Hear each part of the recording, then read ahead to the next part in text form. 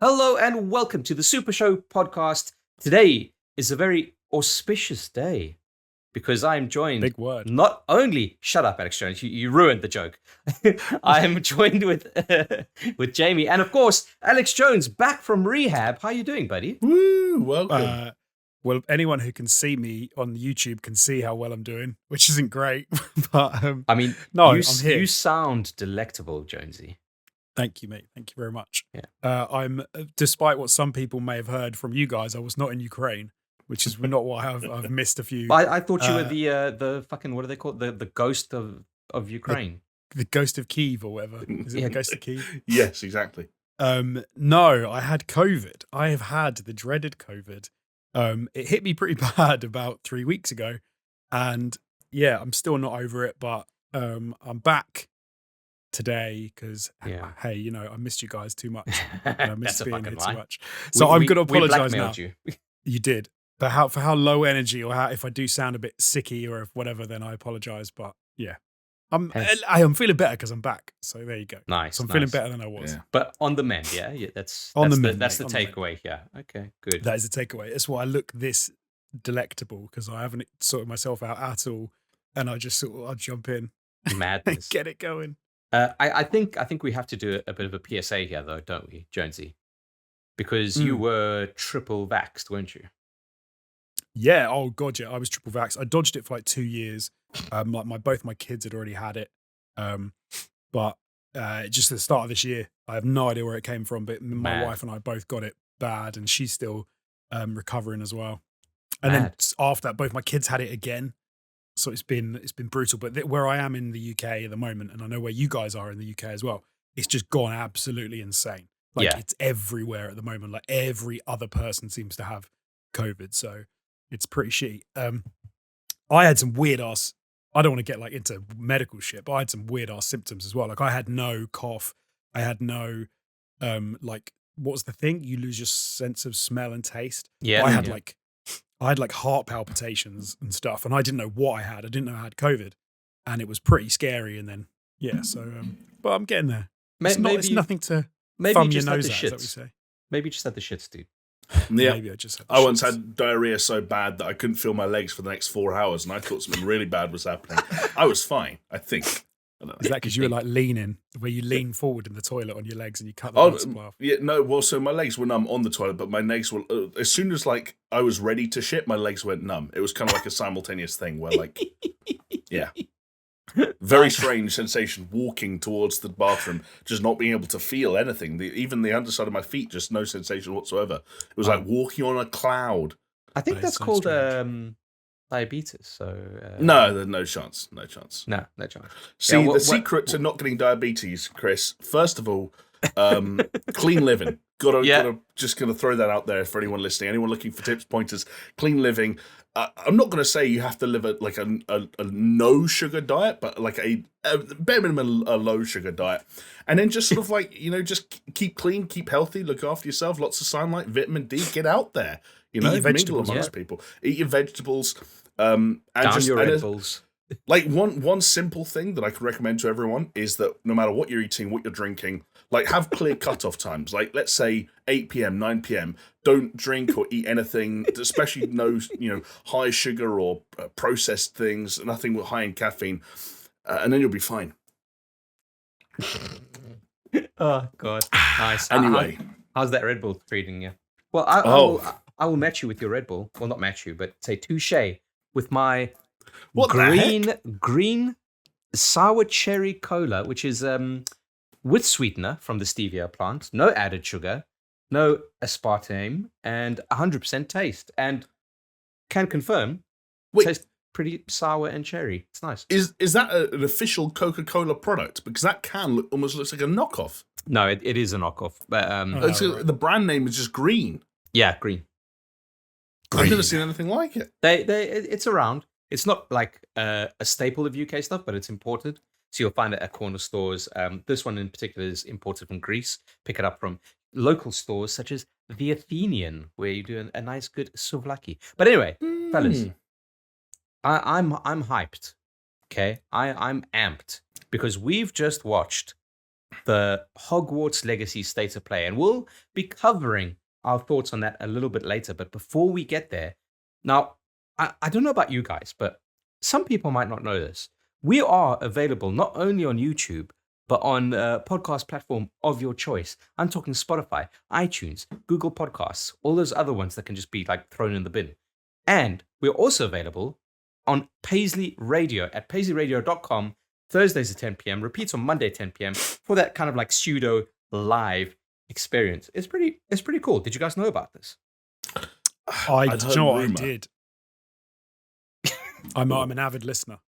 That's the energy I'm expecting from you today. Thanks for setting that bar, and now I know where it that is. That is all and, you're and getting. I will work with it. I will work with it. We've got some other stuff to talk about. Obviously, we've got our catch up. I mean, Jonesy, it's been fucking forever, so it'll be really good to kind of catch up with you. I'm sure you've brought a finished laundry list of stuff, Chris. Exactly. I'm sure you've finished like 5 games in your absence. Do you know what's mad? It's going to be the briefest catch up I've ever done because not only am I low energy, but I've not done anything. Like I've been trying to concentrate on not dying for the past 3 weeks, and that's been taking most of my time. Yeah, but that's the worst, isn't it? When you get sick and it's like all you want to, you think to yourself, okay, well, I'm home and on the couch or in bed all day. Like I might as well just fucking game. Yeah. And sometimes you just have zero fucking, I don't know, like balls for it, right? Like, fuck it, who cares? I remember being in the office with you two and being accused of getting Arkham-nitis or Arkham-nititis. I don't know how you'd make a disease out of that game. And I was genuinely ill. And I tried to play it. And I remember the main symptom that was stopping me was a banging headache. I was just like, and every time I tried to play that game, it was exacerbated. Luckily, that one cleared up in 3 days rather than 3 weeks. So I don't have as much ground to complain as Jonesy does, but yeah, I can still somewhat relate. Jeez Louise. Before we get into a little bit of the catch-up and some other little tidbits of news, fellas, I wonder if, like, in popular media, you've heard of Takis. Oh, Takis. It's a hot chip product. Oh baby, it is a hot chip and it's a hot product. Bam! I managed to track down some of this. This is Takis Fuego flavor. All right, Fuego, and to quote, extreme on the heat meter. Apparently, chili and lime artificial flavored fried corn snack. It's essentially a tortilla wrapped in a tube and then seemingly fried or something, and just lathered with flavor. And I can attest that it's kind of like crack. It's really fucking good. I wouldn't say it's extreme heat, but it's nice. It's nice. It's Mexican, right? In origin. Yeah. I think it might be. I don't know. Maybe. And I'll also say for the record, not having extreme heat, definitely a plus point, because as someone who has never eaten a flavor of chip or crisp that I have not liked, the only thing that has ever stopped me eating an entire bag of whatever I've got in front of me has been spiciness. Well, I reckon you will struggle with this, seeing as you struggled a little bit with the jalapeno, cheesy jalapeno. Do you know what really fucking pissed on my parade was when I went to America for the first time in years, and because I just had Jonesy's voice in my head saying, you have to try the Cheetos, you have to get the crunchy Cheetos, and so I go to the 7-Eleven, I get these flaming hot Cheetos or whatever they're called, thinking it was the right one, and they burnt my mouth off. The skin was peeling off the roof of my mouth. See, I like original Cheetos. I don't be going in for any hot things. Yeah, man, I got the wrong end of the stick. If/when I go back to South Africa, I'll bring you guys back some knickknacks. All right. We have knickknacks here. No, but they're not the same. Right. Okay. Oh wait, a knickknack's like Twiglets for you. I feel like we might have had this conversation. Kind of. Like Marmite. No. Cheesy. Oh, okay. Cheesy. Okay, more like that sounds pleasant. Like a cheddar cheese. But anyway, we digress, fellas. We've got. Look, in terms of news, I think like what we've been doing the last couple of episodes, I don't know if people have been noticing, it was easier because there wasn't much news going on, but the news that was there was big enough to talk about a lot of. And then obviously with Jonesy not being around, it just kind of like worked out this way that we managed to cover like 2 to 3 news items per an episode. And this episode is no different. Okay. But hopefully we can get into the meat of some of what we're going to be talking about. And fellas, I'd like to start off with none other than Dr Disrespect and his production company, development company. Well, I don't know what would you call it? Devs. Studio. studio, that's the word I'm looking for. There we go. His studio, which he's founded, which is called Midnight Society. They kind of teased their first product, whatever it might be, under the moniker Project Moon.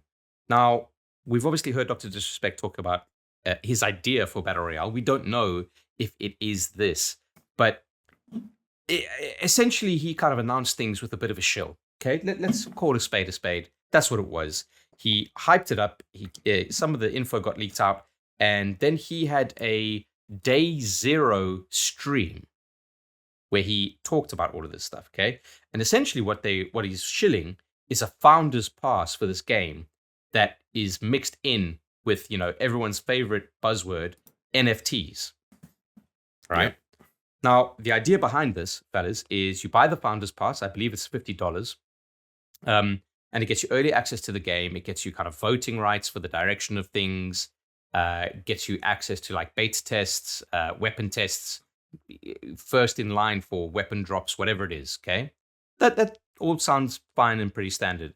What comes with it is a NFT, one of 10,000 unique what they call Visor Cortex IDs. So I guess your character is a one of one, but it follows the usual NFT kind of formula of, I don't know what, board, ape, finger, butthole club, where it's just like interchangeable parts, essentially, right? And it's the mixture of them can get you up to 10,000 unique kind of things. And those will be the skins that you have. Now, he announced this, and in the first 5 hours, they had 50,000 applications for the Founder Access Pass. You can't just kind of like, it wasn't the first 10,000 to go through it. It was almost like a lottery kind of thing. Right. Now, I found this quite interesting, and then I messaged Jamie asking what his thoughts were, because I was kind of intrigued. I'm a big NFT skeptic, and I'm a big kind of like, I wouldn't say a big crypto skeptic, but I'm not too into crypto.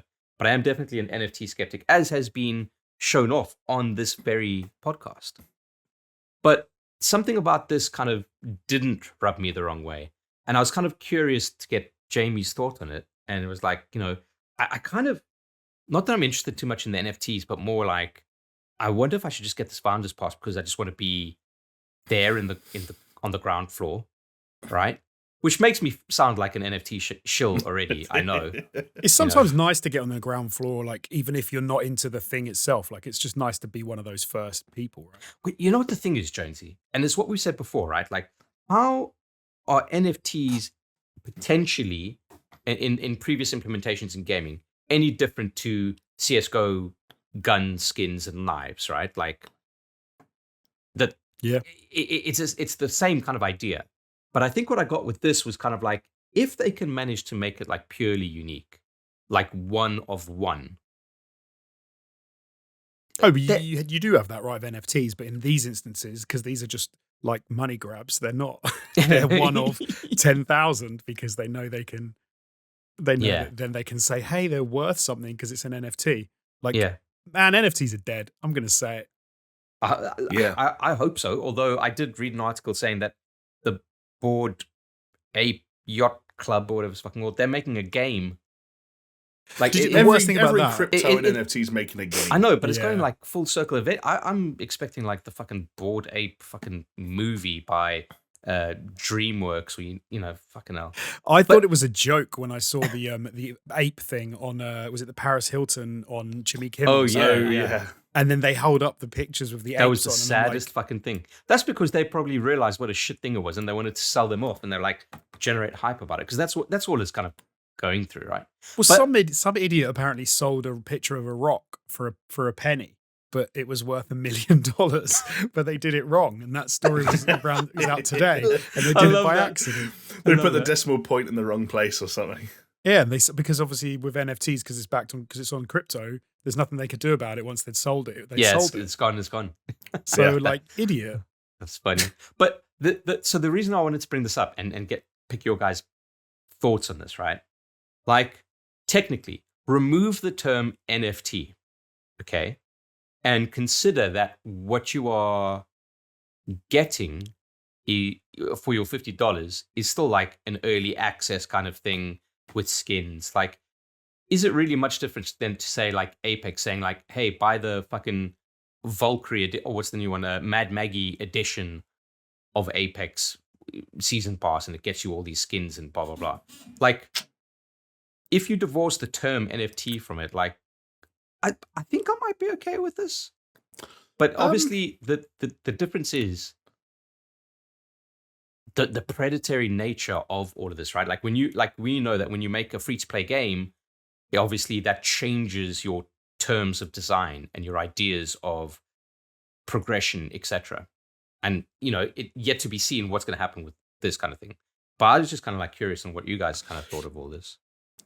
I guess one thing that springs to mind there, especially with the comparison you were making, is that you're right. Like, they could have removed the NFT angle from this altogether and just said that the 10,000 people who got in, through that raffle system were given some kind of completely unique digital avatar just as a part of the reward, so that they could look at and be like, oh, that's me. That's my fictional character within Dr. Disrespect's Midnight Society universe. Yeah, it's a one of one. You could have just said like that, and that's cool. But the issue that I think is almost crystallized and has a spotlight put on it when you make something like an Apex Legends comparison, because Apex Legends is, and even was prior to release, which I know it's a weird example because it was basically announced and released almost in the exact same time frame. Yeah, it was like 2 days, right? But it was a new first person shooter from Respawn. It was set within a known universe that was adjacent to the Titanfall universe, and there was pedigree there. This is a content creator saying, I promise I'm going to make a game. Can 10,000 people give me $50, please? Yeah. And that studio was announced, 3-4 months ago with 5 employees? And they want that all of a sudden they're trying to generate hundreds of thousands of dollars. And one of the things they're selling is an NFT. It's not a great look. And then further to that, as a consumer looking into this, I'm like, okay, what do I get out of this if I don't get involved and just look at it?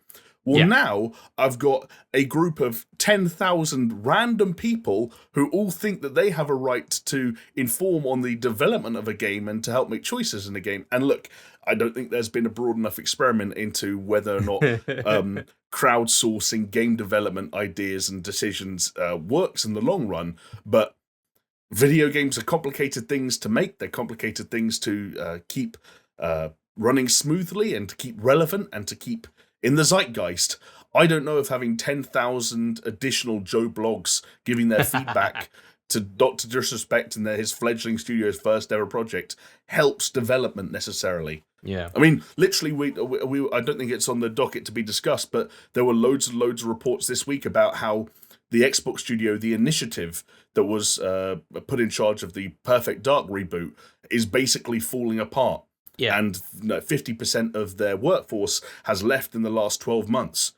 Whether you can have massive amounts of industry legends. Making video games is incredibly fucking hard. And the idea that I think Dr. Disrespect had done some funny things in the past, but the idea that he's out there asking for money at this stage and just saying, hey, look, I've played a lot of first person shooters in my time, so I know how to make one. Bro, like we could all say that. You don't get to say it's true. We've all got our game ideas, right? Yeah. So that's my perhaps not. I'm not going to call it cynical, but that's my negative take. If you wanted that side of the argument. Yeah, sure. That's fair. Yeah.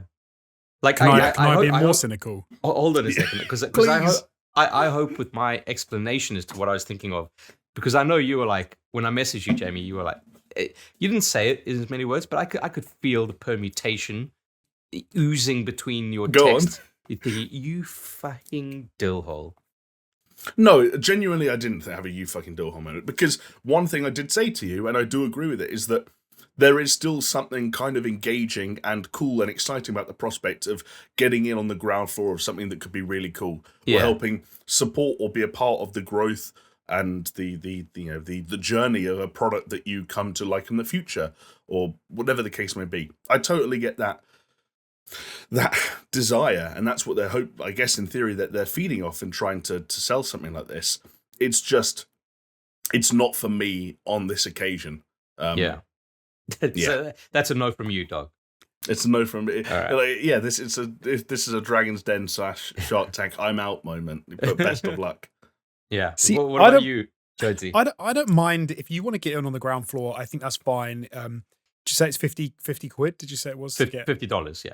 $50? So like it's $50 that you can get yourself a unique ID, whatever, and it's an NFT as well. Like I don't think that's necessarily a bad package if you are a fan of the doc, if you want to get on the ground floor, all of that stuff.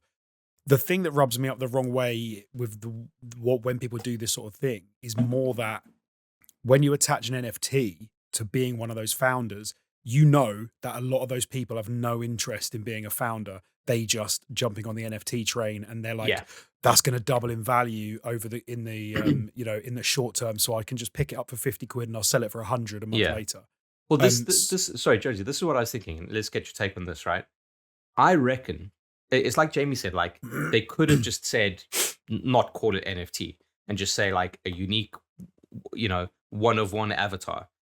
But it does almost feel like saying, by calling it NFT and kind of like drilling down on that kind of thing, even though like he backtracked a bit and said like, obviously, because you wouldn't ever design a game like this. He's like, you don't need an NFT to play the game, right? He's just like, it's just this thing, right? But by specifically using those kinds of words, I think he's trying to attract those speculative NFT people. Yeah, I think you're right. And then you've got to wonder how many has he kept back to himself? Because you would two, like a couple of hundred that he's mentioned too. You bullshit, a couple of hundred, so that if it does pop, and suddenly they're 10 times the value, he's going to make loads of money off the back of like holding on to some of them or giving them to friends or something like that. And B, it's like you make a bit more money than the 500 grand that you'd make just on the project on its own. Yeah, I don't know. I don't really like the attachment of the NFTs to it. I don't think you need to do it. I kind of prefer your idea about the digital, asset that you get with it for being a founder as opposed to like an NFT. Can I give you my ultimate take on this? Yeah. This is maybe the best thing to happen. All right. Okay. How so? Because it can only go either one of two ways. Completely, absolutely fucking blow up in Dr. Disrespect's face, and the fucking meltdowns and the drama. Like, it's going to be juicy time on the internet, or it's going to be some exciting paradigm shift with a potentially great game and a course correction for a lot of these kinds of things. And I think like either way, that's exciting to me, as long as no one gets taken advantage of. But then again, we do know with NFTs, like everyone gets taken advantage of. Don't you think though there's kind of a third path, which is almost like, I think that he's maybe hedging on, which is it's only 10,000 people. If it flops, then rather than it be an abject failure, he can just kind of ignore it because it's only 10,000 fans that it will affect, or 10,000 people that it will affect. True. So he could, 2 years down the line, someone brings up, do you remember Project Moon? And he's like, oh, that was a tiny little project that nothing happened with it. And it was just... Yeah, it's possible. Like, do people still talk about his adultery or Shungite? Did you guys see the Shungite thing? No, what was Shungite? It's when someone, obviously not on stream or through Twitch or YouTube, whatever it was, someone in his private life introduced him to Shungite, and it was sold to him as a type of rock that you would place around the home at various points, and it would block out like 5G and stuff like that. And he bought a load of Shungite and placed it around his house, and he talked about it openly on stream. That's amazing. I'm not going to suggest necessarily that you tie that into your thoughts on Dr. Disrespect also launching a range of NFTs. But like, this is a weird, like, this is a dude who bought rocks to make sure his brain wasn't fried by 5G, and now he's shilling NFTs. Yeah. So, I don't know. Let's see. I think my real third path through all of this is actually just we get to see funny tweets that people make along the way. And the way I found out about this all was Rami Ismail, formerly of Vlambeer, tweeted, "I'm sorry, but the urinal cameraman is developing an NFT video game where you buy, quote, meta economy voting rights for ongoing development, and I just need to check if I'm still in the real timeline." And then Chet Falachek replied, former writer of at Valve, right? Yes, he replied, and I can 100% relate to this, as I'm sure we all can, which is just saying, "Curse my life that I understand this tweet." Hey, and listen, The sooner you guys realize and come to terms with the fact that we're living in a simulation, this is just it's the next patch. We've had a patch, okay? The new shit has entered the fucking the simulation. And we just gotta roll with it, baby. I'm with you. 100% simulation. Oh, 100%. You got to be right. Like shit's happening that like you could never in your wildest dreams fucking imagine. Well, But, last like- time I spoke to you boys, there wasn't the threat of World War III looming. Yeah, I actually joked with Chris when we saw each other a couple of weeks ago that our little funny joke about you being in Ukraine went from being something you could joke about to something you should joke about literally Right, yeah. overnight. Yeah. Yeah. But like speaking of NFTs and like NFT scams in particular, did you hear of Lana Rhodes? Oh, I've heard of Lana her, Rhodes, Lana baby. Rhodes. Oh You scumbags, both of you.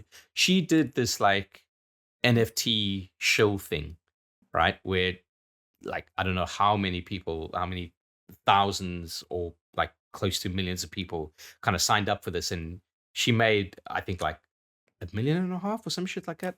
Anyway, that NFT collapsed, and there was a rug pull, and just that NFT doesn't exist anymore. And because she was obviously a porn star with thirsty teenagers kind of gunning for anything to do with NFTs and porn stars, they bought into it, and they bought into it hard, and they got fucking burned. Yeah. I think the singularity will occur when OnlyFans and NFTs come together. That will be the singularities. On NFTs. Oh, come together. I get it. together. We can come Ask me together. Alan Spelling coming. Oh, all right. Okay. That will be it. But End yeah, of all like simulations. there's been what really fucking amazes me is there have been so many scams on NFTs with influencers, right? Like I was watching a video from what's the guy's name, CoffeeZilla or whatever. He loves kind of like exposing all these NFT scams, and he tracked a lot of like Logan Paul's. It was Jake Paul's NFT scams, and like quite blatant scams where like surely this should be illegal, and like It's because they're not that bright, Cotton. No, but my point is this: like, why aren't they in jail? They are actively pursuing fraudulent activities. It's like the Tinder swindler, Chris. All you have to do is hop between European countries and they just can't catch you. Fair. And then you end up in Israel and you're untouchable. Catch me if you can. Yeah, big time, yeah. That's what it's all Fucking about. just pull a Frank Abagnale Jr. on it. Yeah, Ooh. but yeah, man, NFTs, fucking, it's Who weird. needs them? Yeah, just stop enticing me, okay, influencers. I don't Yeah. want it. Well, Lana wrote maybe. Let Lana DM me. We'll talk. I mean, we're willing to negotiate. I think there's better ones out there. But anyway, well, you got to take it where you can get it. And one way that we can take it where we get it is from a comment of the week. This one comes in from Lana. No. No. Second to Lana is Javela Cujo this week saying, "It's funny. I was quite far in Elden Ring and my PlayStation progress was still at 0%. Obviously, off the back of me saying that I've been playing for however many hours, I think 20 hours at that point, and it still said 0%. I can confirm now it says 4%. So, Wow, making waves. hell yeah, we're getting there. And then he goes on to say, Chris, Berserk is an amazing manga that Dark Souls is heavily based on. I did know that Miyazaki-san was very influenced by Berserk, and he loves that shit. And I finished the second volume, fellas, and it's good. It's a good manga if you want to get into it. Manga. Your transformation into full Souls nerd guy is somewhat disturbing. Like, I'm just slowly watching it unfurl before me, week after week, podcast after podcast. I never thought... Now, if I go back 6 months and told you that you'd be reading a manga that would inspire Dark Souls... No, yeah, I mean, back in the day, I used to read, like, Dragon Ball and Naruto mangas. So, yeah, I could believe it. Once a nerd, always a nerd. Once a weeb, always a weeb, I guess. True. And you know what? Speaking about weebs... Potentially, there's going to be some of them in there. I'm going to list out some Patreon names. Because if you didn't know, you could support all this shit talk by heading on over to patreon.com/SuperShow, pledging your support, helping us out, keeping the lights on, the cameras rolling, and bringing back Alex Jones from the brink of destruction. Just about. That face. Still might get destroyed. You know what I love about this whole scene, Jonesy, is just the state of you, but B, the state of your background, like half falling down, your cool black background that you've got is like half draped down. It's like reflective of your state of mind, I feel. Do you know what it is? Is that I usually have another rail that I put it across, and so it goes across behind me. Yeah. And it's not a lot of space. This is a radiator, right? As you can see. Yeah. And I just couldn't be asked to get the other rail because I don't know where it is. And I was like, I have to walk up the stairs and then come down the stairs, so I'm not going to do that. That's fair. I did look, yeah. I've been wearing this hoodie all day, and I just thought, hey, I can put 5% effort and turn up, or I can put 0% effort and not turn up. I was like, let's go for 5%. Let's go for 5%. Always 5%. And you know what? Like improvement. Yeah, I'm sure all the listeners are really glad that you've joined in. I did get some DMs asking if you were all right, and I had to kind of like, don't worry, he's around in my basement. Just I'll about. let him out. I'll let him out. He might soon. survive. Yeah, no exactly. one fucking DMs me. Well, yeah. Well, I mean, they probably do, Jamie. But do you check? Nobody loves me. I do check every month or so. You know what I love is you fucking opened the floodgates now, my friend. Everybody DM Jamie anything you want. Okay, dick pics, tit pics, friend requests. Enlarge your penis things. Just go for it. Okay, yeah, sure, yeah. I was going to argue against it, but no. This is a social experiment. Week 1. Let's see what happens. I'm going to send him a dick pic. Nice. I've already seen your penis multiple times. Not while the you dick slept. I mean. I'm trying to think. What other penises do you have? That's a serious question. You'll find out. I'm trying to imagine, like, does Jonesy have another penis just growing somewhere else in his body? Like a lower back penis? Do you think he's like Nick Valentine, where he's part like android and he can like swap out penis parts? Exactly. He's also a detective, so he's got a lot of similarities. Merci. Right, but back to the Patreon, fellas. We've got loads of stuff on there. We've got some Patreon exclusive podcasts. We've got some behind the scenes. We've got some spoiler casts.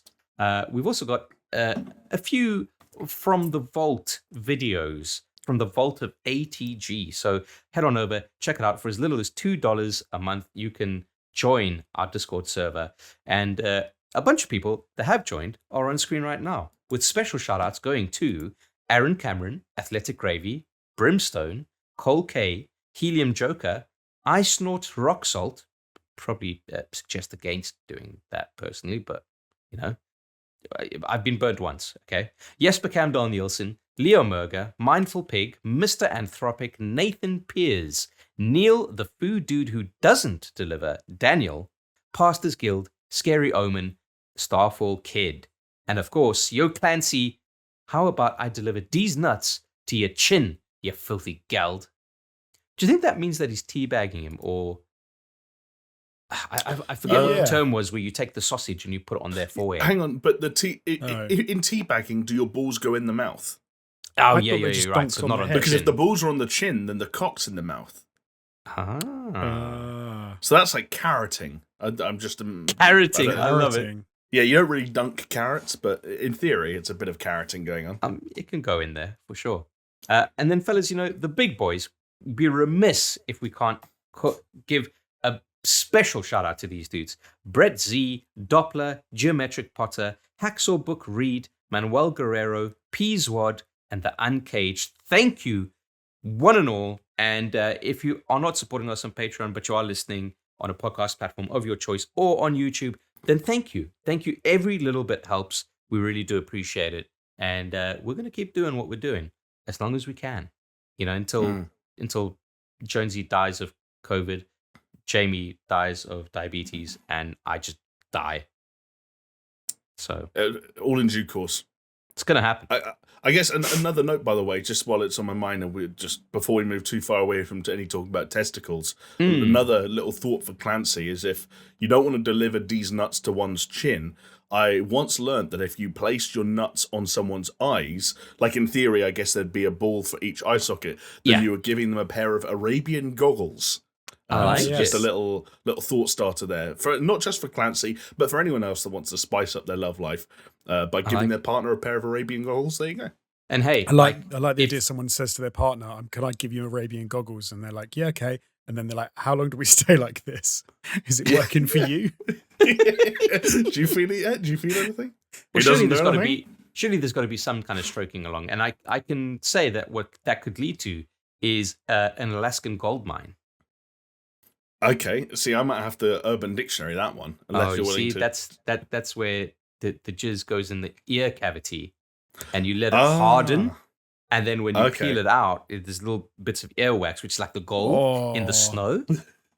Wow, that's something. I've never heard that one before. But horrendous. I mean, everyone had that kind of moment where you were just kind of like trawling Urban Dictionary for these weird fucking things, right? Like rusty trombone and dirty Sanchez and all that shit. Yeah. But a lot of things that I'd realised I didn't want to try, basically, and as I was reading those descriptions. Yeah, I mean, there is that maxim, right? Like, don't knock it till you try it. But sometimes you just read some of these things, and you're like, I'm good. I don't need to try it. It's all right. I'll knock it. Thanks. Yeah, turns out that saying does not apply to everything. Yeah. Like suicide. They say, how can you don't knock it till you try it? You tried it and you're dead. Well, maybe. But you can't knock it or approve it afterwards. Yeah, true. Yeah, I tried, I failed, but it was great. Yeah. 10 out of 10 recommend. But yeah. Fucking hell. Jonesy, I'll tell you what, jumping straight in, I've missed you, buddy. Hello. Right? And I know that you were, COVID is a lie, and actually you had a rusty trombone gone wrong. But I'm glad that you've recovered from it, okay? Me too. Yeah. But in all that time that you were recovering from, that bent dick and everything, what have you been up to?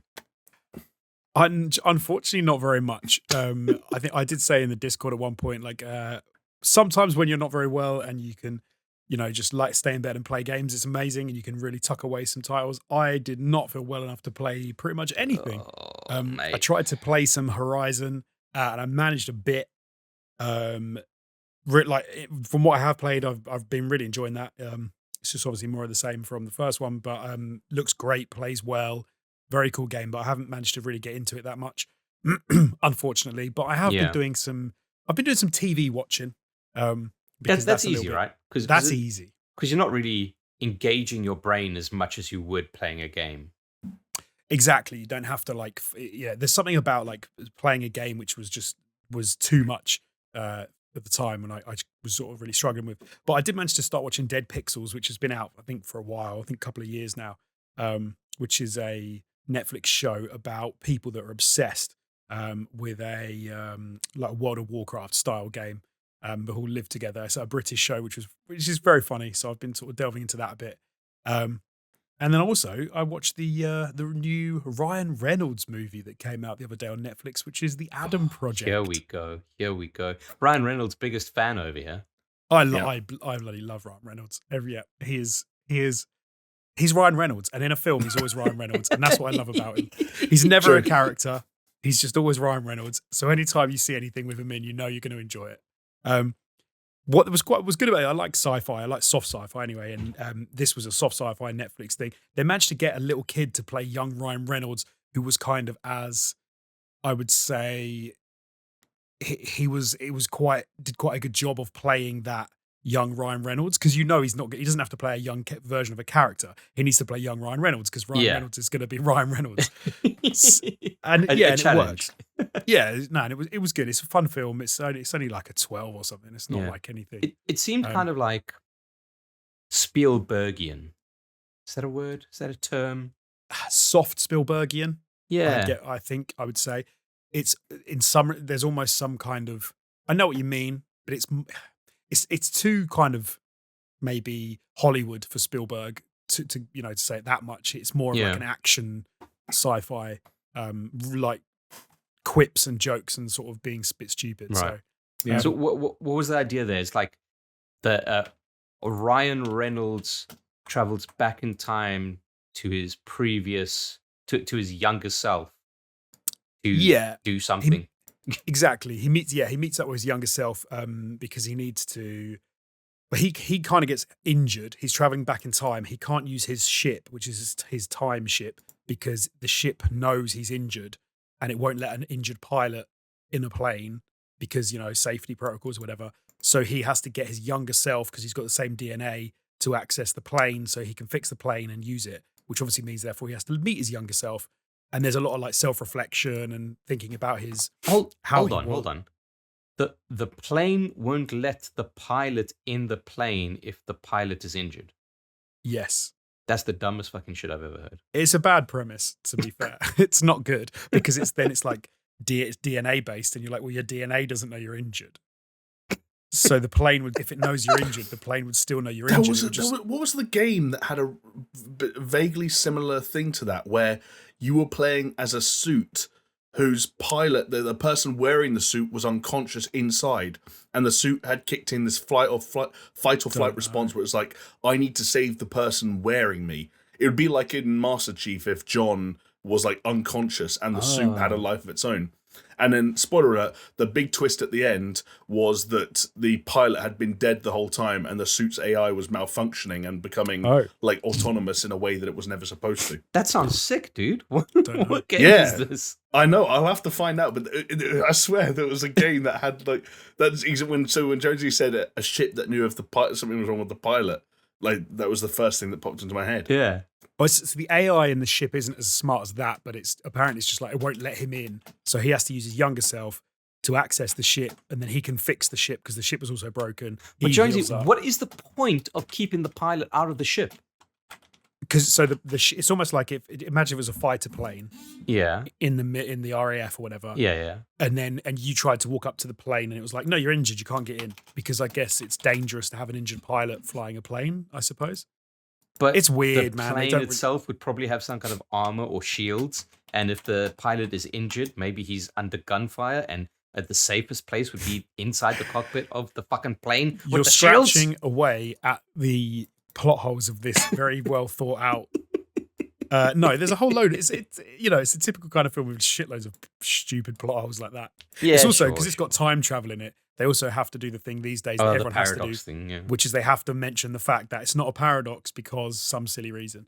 But I'd love it if there was a film where it's just like, yeah, there's a fucking paradox, you idiot, but it's a movie, so just go with it. There's a little bit of that in Looper, isn't there? Where in a way, they're sat at the restaurant and Bruce Willis is like, "Look, if we try and get this all figured out, we'll be here all day. Let's get on with the movie." But it fucking worked in Looper, I thought. But I know some people came up against that quite hard, to be fair. But again, that's another film where it's like older self meeting younger self. Yeah. But don't read into it too much. It's on Netflix. If you've already got Netflix, just watch it. Maybe a popcorn film, if ever there was one. I will say that I think I've been on record before for being a bit of a Ryan Reynolds, not necessarily a naysayer, but someone that got a little bit bored of the shtick especially through the Deadpool and Detective Pikachu kind of run of things. Not because exactly what you were saying, Jonesy, about how he's Ryan Reynolds every time. That I got a little bit bored of it eventually. But one thing I will say is that between this and, was it Free Guy, the film that came out last year? I love Free Guy. I want to say they're both the same partnership in terms of Ryan Reynolds working with the same director. And I think it's cool that that's 2 years in a row now where we've had big $100 million plus budget original ideas being turned into these, films that are now less of a financial risk because of the star power of someone like a Ryan Reynolds or because of the backing of someone like a Netflix. It's, I don't know, it's cool that more stuff like that can happen. And if it takes us taking people like Ryan Reynolds or The Rock or whoever the case may be and making them bigger than the movie or the reason the movie exists, that's like a small price to pay for original ideas that actually end up being pretty solid movies that don't have to be tied to an ongoing franchise or be based on some novel that has 50 million sequels that can be adapted and so on and so forth. It's just like that. It's the movie. Jamie, literally what you just said. Yeah, because there's going to be sequels to something or other. No. There is a film that is going to come out very soon that is essentially that, and is currently tracking 100% with critics on Rotten Tomatoes. Go on. What film's that? I'm gonna get the fucking name wrong because I always get it wrong. But I know what it is. The massive weight of the unbearable weight of massive talent, or whatever it fucking is. Yeah, the Nicolas Cage thing. Oh. Yeah, the Nick Cage thing where he takes the piss out of himself being Nick Cage. Yeah, but that sort of film. I don't like Rotten Tomatoes for one, just because it's just like it's got 100% positive reviews. It doesn't mean it's a 100% film. It just means it could be a 61 or a 51 or something. Right? Oh, of course, dude. I mean, especially because no user score is available yet because the film's not out for like a couple of months. But it also just looks like a JCVD. Like JCVD was fucking amazing. But it was good. I like JCVD, but it was like, it was fine, but it wasn't like some amazing film. But it does add an air of interest because it's self-referential and it's someone like Nick Cage is the best person to make that movie. So I would love to see that film, and I'm sure I'll enjoy it. But if you said to me, 100%, I'd be like, oh, piss off. It's probably like a 70. I know what you mean. Rotten Tomatoes is a weird one, a weird way to gauge something like that. Yeah. But I'm still looking forward to it. Jonesy, I can guess the answer for you, but Chris, just to double check, no one's done Batman yet, right? No, I'm waiting for my period in between jobs to catch up on a lot of the stuff that I haven't been able to. I will say this, like, since the easing up, although if you're Alex Jones, not the easing up of COVID, like, I don't know. I know, like, the government's kind of saying like everything's kind of returned to normal, and even though cases are up at the moment, it still doesn't feel like shit's returned to normal to me. Not even that I'm like actively avoiding things or anything like that. It's just kind of like, it just kind of seems like there's been a bit of a paradigm shift in my outlook, I guess. And going to I know what you mean, it's not like it used to be, fellas. Like, that's the. I think that's totally understandable. Yeah. I think I love going to the movies. I like sitting in the theater watching it. But I think nowadays I would seek out. I used to do it anyway, but I would more seek out like the empty showing, the late night one, the end of the run when there's barely anybody there. I'd much rather do that than sit shoulder to shoulder with a bunch of people.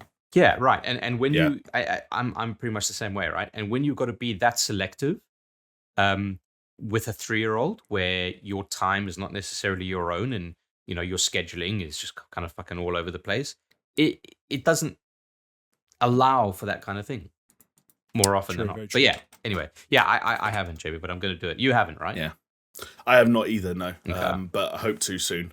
Nice. Because again, like I know that it felt like, for me at least, I don't know if it just wasn't because I wasn't that interested in stuff but apart from things like Spider-Man and The Matrix, the sort of critically acclaimed awards season side of the release calendar over the last handful of months hasn't really grabbed me. No, but we are now kind of getting potentially back into that summer swing of like, I don't know for sure if I'm going to go and see it, but Sonic 2 is out in a few weeks, and I've got my eye on a few bits and pieces like that. I'm like, do you know what?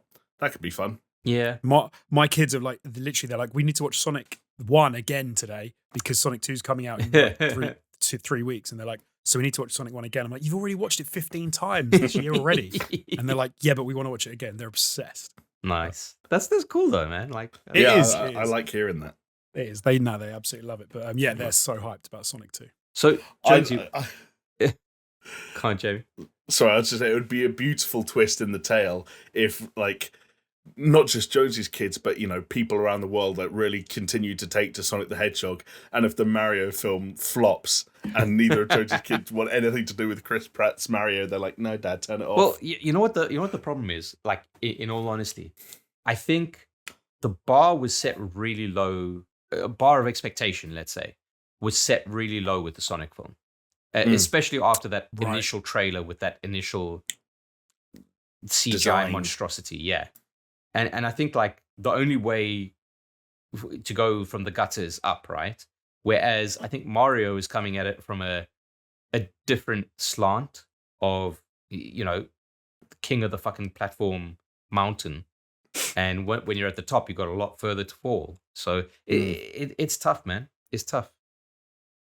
Yeah, I think the Mario film's is going to be much harder for it to be successful than the Sonic film. I think the story was inspired, like to basically make a film that has nothing to do with Sonic, and then to attach, like basically reskin a kind of like a kid's sci-fi adventure almost with the Sonic ideas was inspired. And I think it's going to be harder with Sonic 2 because you've got to bring the other characters in. You've got Knuckles in there. You've got Tails and everything. But the Mario film, I think, is a much harder prospect because you've got such a fruitful world that is so current, and everyone talks about Sonic still Mario still to this day. I think it's much harder prospect to sell that to people like more generally. I'm interested to see what they manage to do with it, but you know, if the last Mario movie was anything to go by, I remember a bunch of us went to go watch that in the cinema for my birthday. I must have been like fucking, I don't know, 7 years old or whatever. But I remember it vividly, and I remember fucking loving the film at that age. Don't remember what the film was about, but there you go. Yeah. I mean, you guys kind of grew up in that era where, things like even Mortal Kombat and Street Fighter, they'd have been coming out while you guys were perhaps at an age where you could have been like, oh, fuck yeah. Yeah, exactly. And I was that, and I saw both of them in the cinema, and they were both fucking cool back in the day. Yeah. Anyway. But yeah, Jonesy, just one last thing to wrap up with you. When do you think that you're going to be able to get into like a good gaming routine? Honestly, I don't know. Like, it's a weird one for me. Like, you know, I try, like I said, I've tried to play a few games, and I find it really difficult to do. It knackers me out. It makes me feel weird. Like it's just like I don't know if other people out there have had this, but if you're not well and it was making me feel like the intensity of gaming was making me feel worse. And I was playing literally for like maybe 15, 20 minutes and it was just making me feel like crap. And I was like, okay, I'm not enjoying this. I can't. So I'm just going to stop. I've managed to put away like 15, 20 minute sessions of Horizon where I've just been going around the open world. Nice. Here and there, squirrel gaming. Good. Yeah. Squirrel gaming. But I've got no idea when I'll be ready for a longer kind of sit down and crank it out. Because before this, I was actually really enjoying, I was playing Horizon and I was playing Dying Light 2. And enjoyed both of those games. So I know there's no way that I can play Dying Light. I think Dying Light 2 would kill me at the moment. Like jumping by some all the zombies. parkour, yeah. Oh man. Know. So speaking of something like that, just slight digression. I remember being in my final year at high school. We went to Cape Town for a tour, and we went to go watch the first Spider-Man movie in the cinema.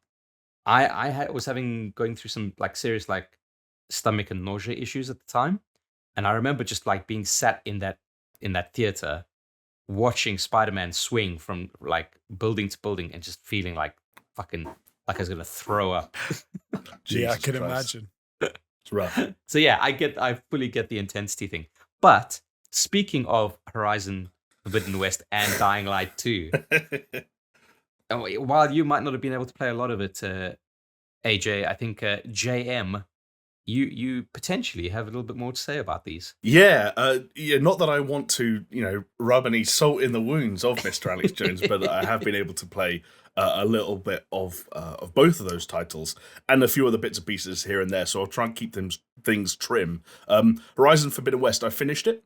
Nice. And I didn't talk about it last week when I was about 3/4 of the way through. I mainly just wanted to bring it up again because it feels like, whether it's Elden Ring's fault or not, I don't want to throw any shade, but it felt like the conversation around that game dried up quite quickly.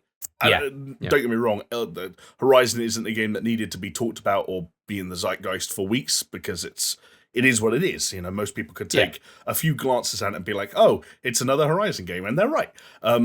But I just wanted to give it a shout out because I actually think that now I can reflect on the experience as a whole. There are some elements of it that are really, really well done, and that fundamentally, in spite of the fact that its time in the sun didn't last that long, much as was the case with its predecessor, thanks to Breath of the Wild, it is still a phenomenal game, top to bottom, and it's got some shortcomings mechanically. It's got some shortcomings from a narrative perspective, but I think technically speaking, it's genuinely astounding. And at times, I think I genuinely felt like I was playing, or at the very least, looking at the most impressive game for a number of different factors that I'd seen running on a home console, maybe ever, which is no small feat.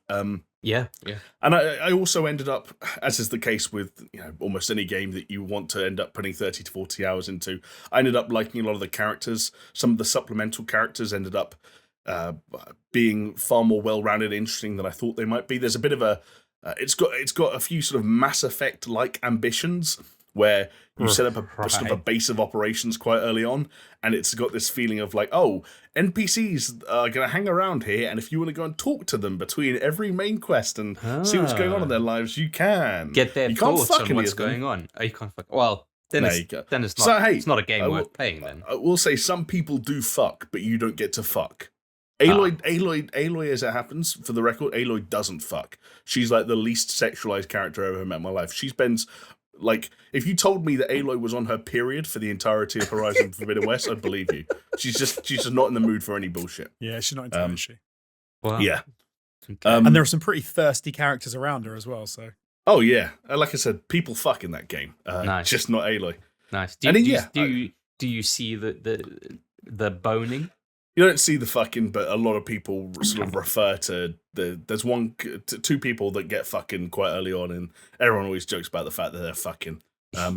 So yeah, there's some fucking. Nice. Yeah. I've been listening to some things on Horizon Forbidden West, obviously, especially for Jonesy's benefit. I don't want to get too into it, but from what I can gather, the story goes places. The story goes places, yeah. I think I spoke a couple of weeks ago about that really interesting balancing act that Horizon takes part in between the tribalistic, some would argue almost Game of Thrones inspired sort of infighting between these different groups that occupy the titular Forbidden West, and the hard sci-fi bullshit that is just doused all over it. And do you know what? By the end of the game, and again, this could be Stockholm Syndrome, but by the end of the game, I felt like a lot of those components did come together in a sufficiently intriguing way, and they did complement each other in a way where, like, okay, you did wrap up some loose ends. You made good on characters that I thought you'd basically written out for convenience sake. They do struggle to juggle it all at times, but I liked it. The hard sci-fi stuff, some of it is a little bit... It goes maybe one or two steps beyond what I was comfortable with. I think one of the cool things about Zero Dawn, all those years ago, was the fact that the hard sci-fi stuff did come as an interesting twist, and it was all quite well judged and felt befitting of that world. Forbidden West, it doesn't quite jump the shark, but it really pushes the limits of what you're willing to believe has happened in this, theoretically a future version of the world that we inhabit now. Yeah. What I found more interesting was that the aforementioned tribal stuff, where I think in the early stages of that game, the politics and the infighting between those groups is a little bit trite and a little bit boring. You're dealing largely with groups and tribes that were established in the first game, like the Kaja and the Osseram and the Nora. I actually think what happens later on is you meet these different tribes, like the Tunic, who occupy the Forbidden West, and the Utaru, who they all have very different outlooks, and you get this basically what is Guerrilla's take on the way religions and groups and different groups of beliefs formed amongst us, right? Which is that certain things happened, certain things didn't happen. There were certain things that didn't happen that people believe did. There are certain things that did happen that people believe didn't.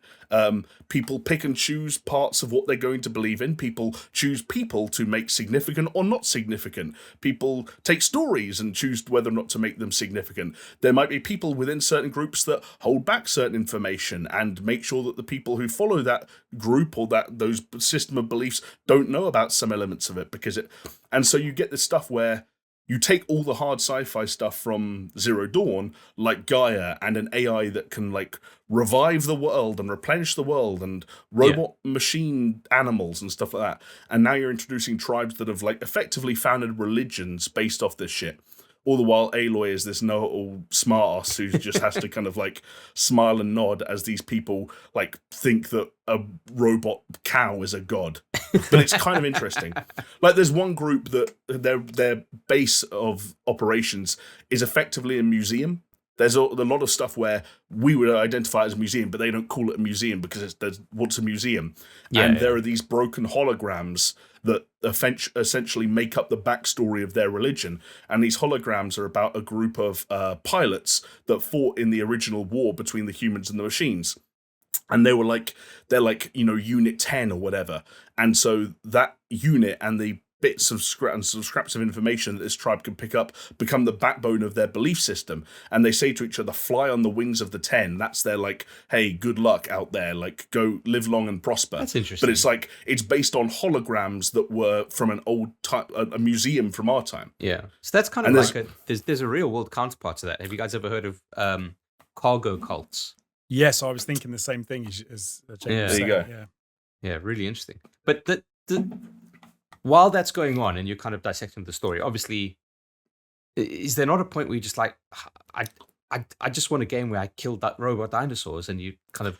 But it's always that. It's that the whole time. From a gameplay side, you're never not killing robot dinosaurs. No, but what I'm saying is like, it's almost like, why are you bothering going down this route?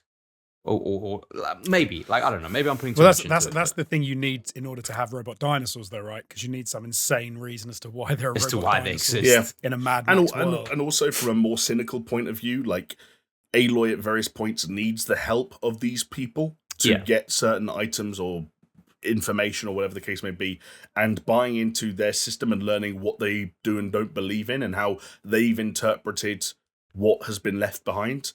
That's how you kind of like you blend in with these groups and learn to befriend these people. And like I said, it's got this Mass Effect style thing of Aloy building up a posse of allies as she works towards. A posse. Okay, yeah. A posse, yeah, a big posse fat posse yeah. of allies. Yeah. As she works towards, as I said, some pretty bizarre stuff that goes on down in the conclusion.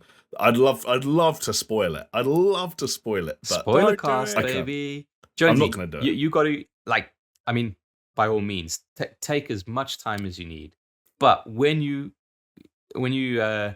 roll credits on Horizon Forbidden West, I think you guys need to have a spoiler cast for the patrons.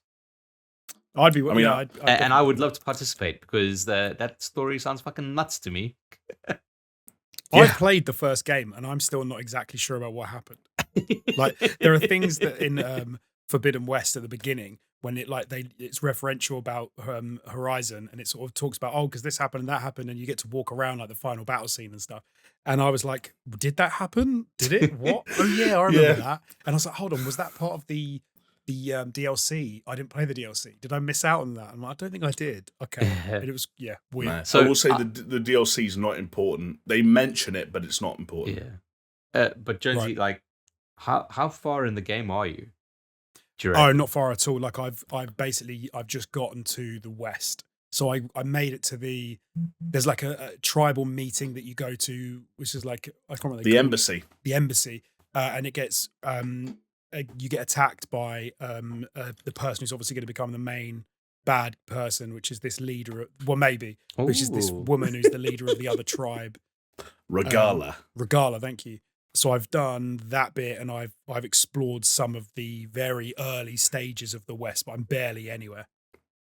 All right, okay. you got a long way ahead of you. Well, one thing I will say is that there will even just in terms of cutscenes, like Jonesy will see stuff in the next 6 hours or so that, depending on how prepared he is, he will go, "Wait, what?" So yeah, there's that. Jamie, how long was your runtime on that one? It was in the 30 to 40 hour region.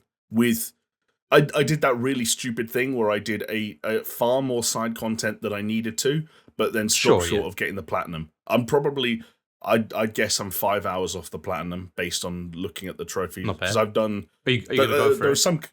At the moment, no, just because I needed to move through the backlog, which I'll talk about in a second, but not on the cards at the moment. But I may well go back to it. Yeah. Interesting. Would it surprise you to know that I've played Elden Ring for about 30 hours? Wow. No, I'm actually kind of impressed. Like, that's good for you. That's good squirrel gaming. What did you say? 4%? Yeah, 4%. And I think it's only 4% because I killed Margit, and I think that just kind of bumped me to the 4%. But prior to that, it was just tracking a 0, and I'm like, wow, Okay. That name freaks me out every time because my grandma's name is Margaret, and it sounds so similar when people say it. And all I've heard is people talking about killing Margit, and I had to do a double take. Margaret. Yeah. Anyway, Margaret. Jamie, as quick as you can, I guess. Yeah, a rapid fire. I'll say I have touched Dying Light 2, by which I mean I've played it for about 4 or 5 hours. Total, Total, or yeah. just this week. Oh, okay, total. Okay. Total. I mean, I started it this week, so okay. That game, it makes a solid first impression. It's a very narrative heavy, borderline handholdy opening handful of hours, which doesn't give you the best first impression of how the game at large might play out, but the melee combats feel sufficiently meaty and in line with what I remember the first game feeling like. The parkour feels great. I think they've done a really good job both in terms of that mechanical side of things and also world design and making sure they are cohesive with one another to make sure it's a fluid experience. I had a side quest bug out on me, which was disappointing. I couldn't complete it and I got fed up and turned it off, but I am still looking forward to spending more time with that game and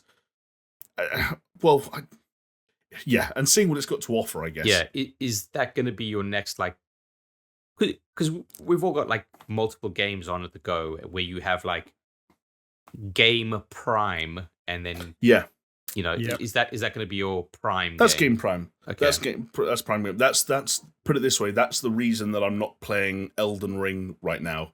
In a roundabout way. That was sort of not that it was necessarily higher on the priority list, but I had this, whereas I don't own Elden Ring yet. So fair.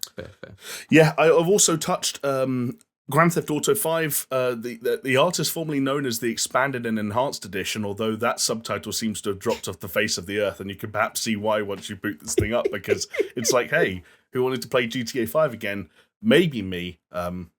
We'll see. I touched it, the PS5 version. Is it really kind of like as dire as people are saying? I mean, okay, dire is maybe not the right word. I mean, but a lot of people are saying like it's almost turned a lot of people cynical, more so than they potentially were over Rockstar. You could totally be cynical about it, but I think it was your own fault for setting high expectations. Does it justify the price tag, no matter how small? In my mind, yes, because as a PlayStation Plus subscriber, the price tag for me is it's completely free if I just want to play GTA Online. Yeah, and it's £8.50 if I want to do the single player again. $10. Yeah. So for me, the price tag is not particularly an issue. Could they have done it for free? Yes. Were they going to? Never. So it's one of those things. And one thing I will say is if you've never played the PC port of GTA 5, then playing GTA at 60 frames a second is still intriguing. You don't know how good it feels until you turn it on and you're like, well, I'm never turning this back.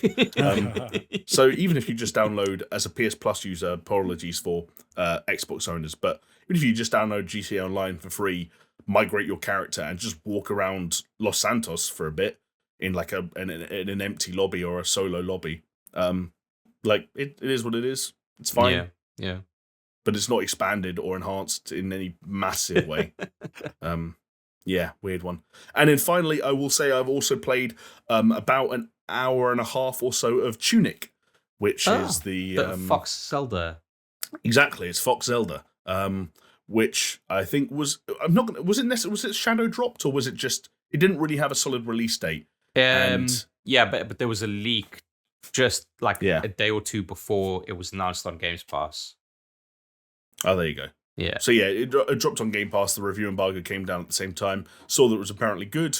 I didn't have anything that I was currently playing on PC, so downloaded it. Have started it up. Very much enjoying it so far. A little bit more hardcore than I thought it was going to be. It turns out. And it feels slightly stupid to be saying this, given that it's Elden Ring month still, but turns out Tunic is a Souls-like.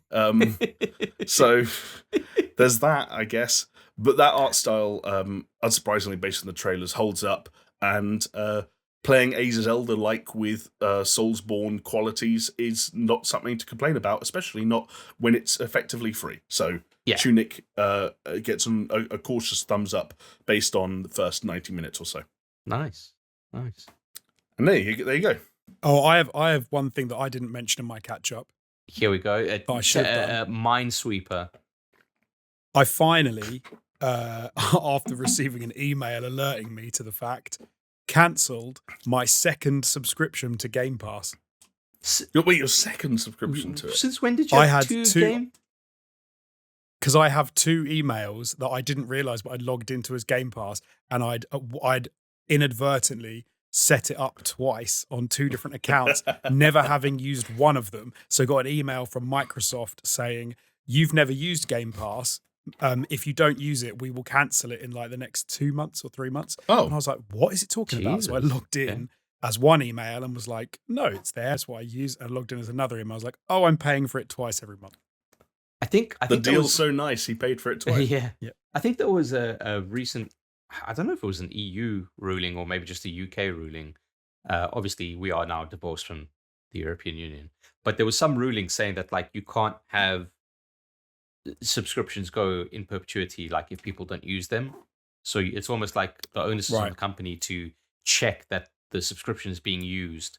and Maybe to that's why they did it then. Maybe Yeah, that's why they exactly, did it. and to prompt people to say like, "Hey, it's not happening." And it's probably for people like you, Jonesy, who haven't realized. So I that they thought got- I'd just share that. Just suddenly realized a couple of days ago. I was like, "What the hell?" Fair. But I mean, I can't tell you how many times I've had to try and merge accounts because there are two different emails associated with the same service, and it's just Right. kind of like, Mm, man, it's crazy. But anyway, yeah. fair enough. Or thinking you've forgotten your password and you type it in over and over again. It's like your password's wrong. So you're like, fine, I forgot my password. I'll admit it. Let me make a new one. You type in your new one. It's like, yeah, you just typed in your current password. yes. So what was I doing wrong? Yeah. Tell me what I was doing I wrong. hate that. Or it's like you convince yourself that like it's not working, so you go retrieve password. They say, "Okay, what's your email address?" You put in your email, just like, "No, we don't have that email address on your record." In fact, do you know what I reckon would make quality of life and password entry go up 10,000%? Is if every single password entry thingy had a reminder of the rules for creating a password on that site. Because there are sometimes things where it's like, oh, by the way, when you made this password, we needed you to put at least one uppercase letter, one number, and one special character. And you go, okay, then I use this one. Yeah, that'll be helpful. Get on it, tech companies, bastards. Because I know what my normal passwords are. I know what my numbers are. I know what my special characters are. I just didn't know which fucking combination I used for your shitty website, Twitch. Yeah, and then sometimes it's like, oh, you've tried it 3 times, so you're locked out of this account for 60 days or some shit. Like, fuck. Yeah. Do you ever do Oh, the you got it opposite? right. We're going to send you an SMS. Do you ever do the opposite where you go, "Oh, I'm going to sign up to this," and you type your email address in, and it's like there's already an account Oh, yeah. associated with this email, and you're like, "Oh, I've already signed up." Yeah. Oh man. Yeah. Fucking hell. God. That's a bit of a ball ache. You know what else is a ball ache? Bosses in Elden Ring. See? What? Ba-dum-ts. Ba-dum-dum-tsh. Yeah. Elden Ring, buddies. That's all you're going to be hearing from me in, especially seeing as it's just 4%. A very long time, presumably. But I'm okay with that because you know what? I'm having a good time. And I think you guys would have a good time too. Are you having a good time? I Or you- legitimately or have you- am you loving every second of it. Are you convincing yourself that you're having a good time? No, I'm having a good time, Alex Jones. Okay, good Blink to know. twice if you're Good to having a know. bad time. I can't. Yeah. And that's indecipherable. We're going to have to leave Okay. it as an unknown. There you go. No, I am really enjoying it still. And it's crazy. Like the opening area, which is quite dense and wide and tall and big and girthy. You know what I'm talking about. Limgrave. I've pretty much exhausted exploring all of Limgrave, and I'm going to move on to Stormvale Castle, which is the first legacy dungeon, which is like the biggest kind of version of a dungeon that they've got. So I'm really looking forward to that. But I don't really have much to say on like an update in terms of like what I'm doing there and just enjoying it. Like I streamed it on twitch.tv/Hotpanic. Go check it out. But yeah, it's more Dark Souls, and it's just kind of like, I wouldn't say that it gets more and more impressive with each playthrough, but the fact that the quality level and the enjoyment doesn't dip, that I've been playing since launch, must be 4 weeks now, I believe. Yeah. 3 weeks, 4 weeks. That in itself is a pretty good testament to how good it is.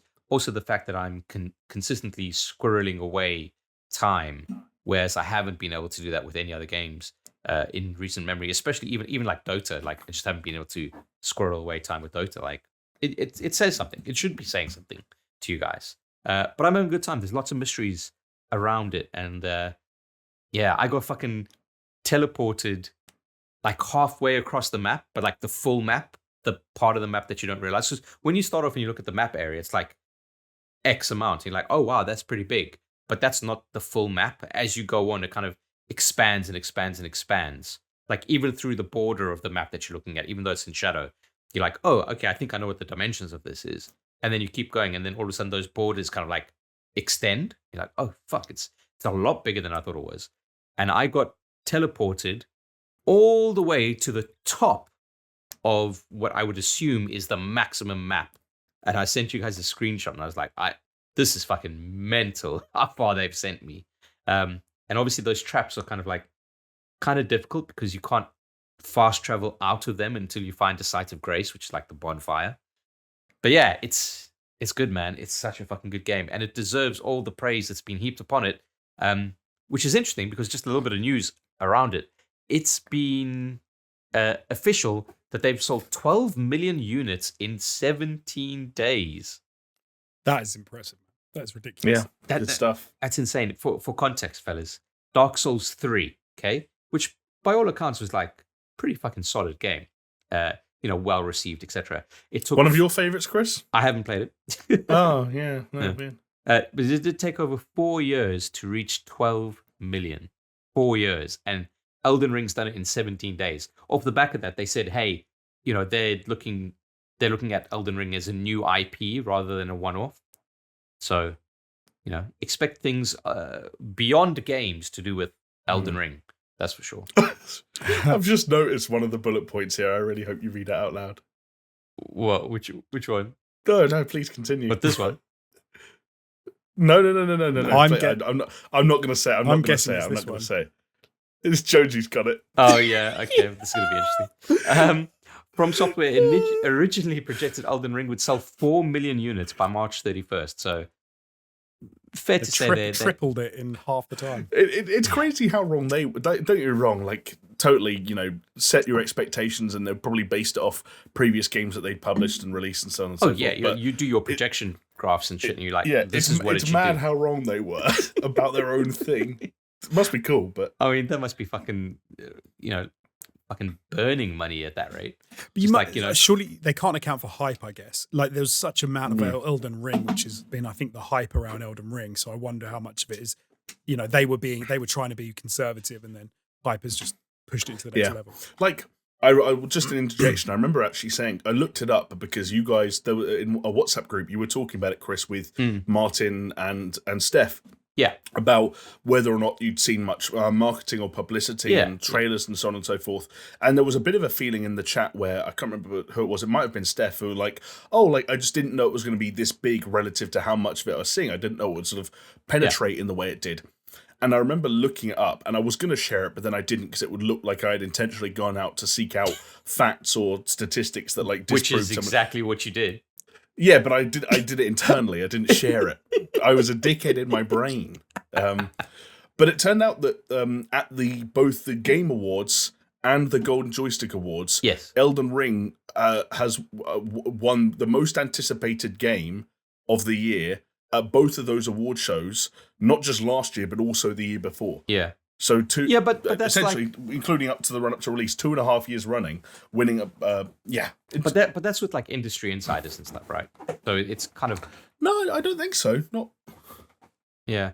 Well, I think what really surprised me, and it's what we said when the game launched, right? And we were talking about it on the podcast, like Elden Ring and like FromSoft were seen as kind of like pretty niche, even though like an ever-expanding niche. But like you look at the difference between Dark Souls 3 and Elden Ring, and I don't think anyone kind of expected this kind of thing.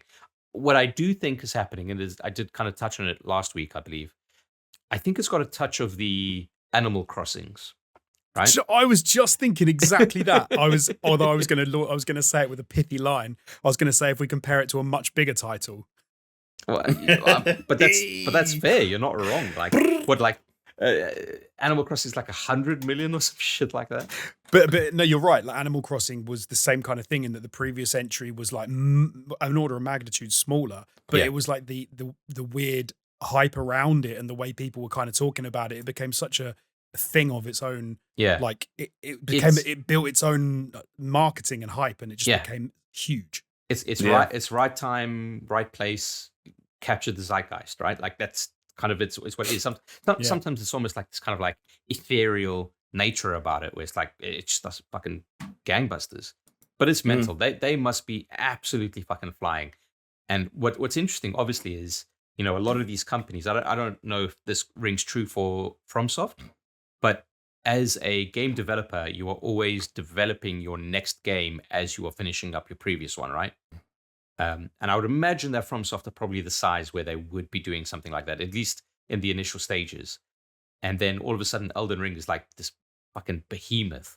Like, fucking, what do you do, right? Like, stop everything else. Yeah. Just forget about Sekiro 2. We're going to do Elden Ring 2. I feel like there's a part of me, and maybe this is just the mystique around From Software. Fucking Armored Core. That's what they were working on next.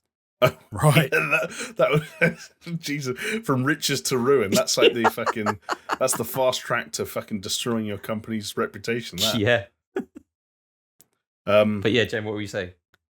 I just said there's such a mystique around From Software, and I think part of that mystique is this idea of like, for as much as we are joking about their shock or maybe even surprise at the sales that this game has achieved relative to their projections, they also give off this very kind of cold-blooded Japanese vibe of just like, yeah, okay, it did well. We'll move on. We've got another game to make. Yeah, like even the announcement of it was like a black and white text image. Yeah, it's like you said, in that very Japanese. Like, I would imagine if there was a video equivalent of it, it would be a Japanese person in a grey suit that's maybe a little bit too big for them, coming to a camera with like an empty background, just saying like, Elden Ring has sold 12 million units. Bows down and then walks off. Like literally, like that's kind of what it feels like, right? Like where if it was goes back to the bunk bed he's built under his desk. Yeah, whereas like if it was a Western developer, it would be like, we sold 1 million units, fucking woohoo, fucking beer chug everywhere and like cocks in their face and shit, like, Hang on, we need to get a crane so we can take an aerial shot of every single employee in front of our offices. Yeah. A crane. Who owns a drone? Yeah. But the point that you were hoping I was going to read out, I will read out, Jamie, just because you've challenged me to it. Because Elden Ring is the fastest selling game from a Japanese publisher outside of Nintendo. Just a little translation there. Elden Ring is not the fastest selling game from a Japanese publisher. And is probably like 25th on the list.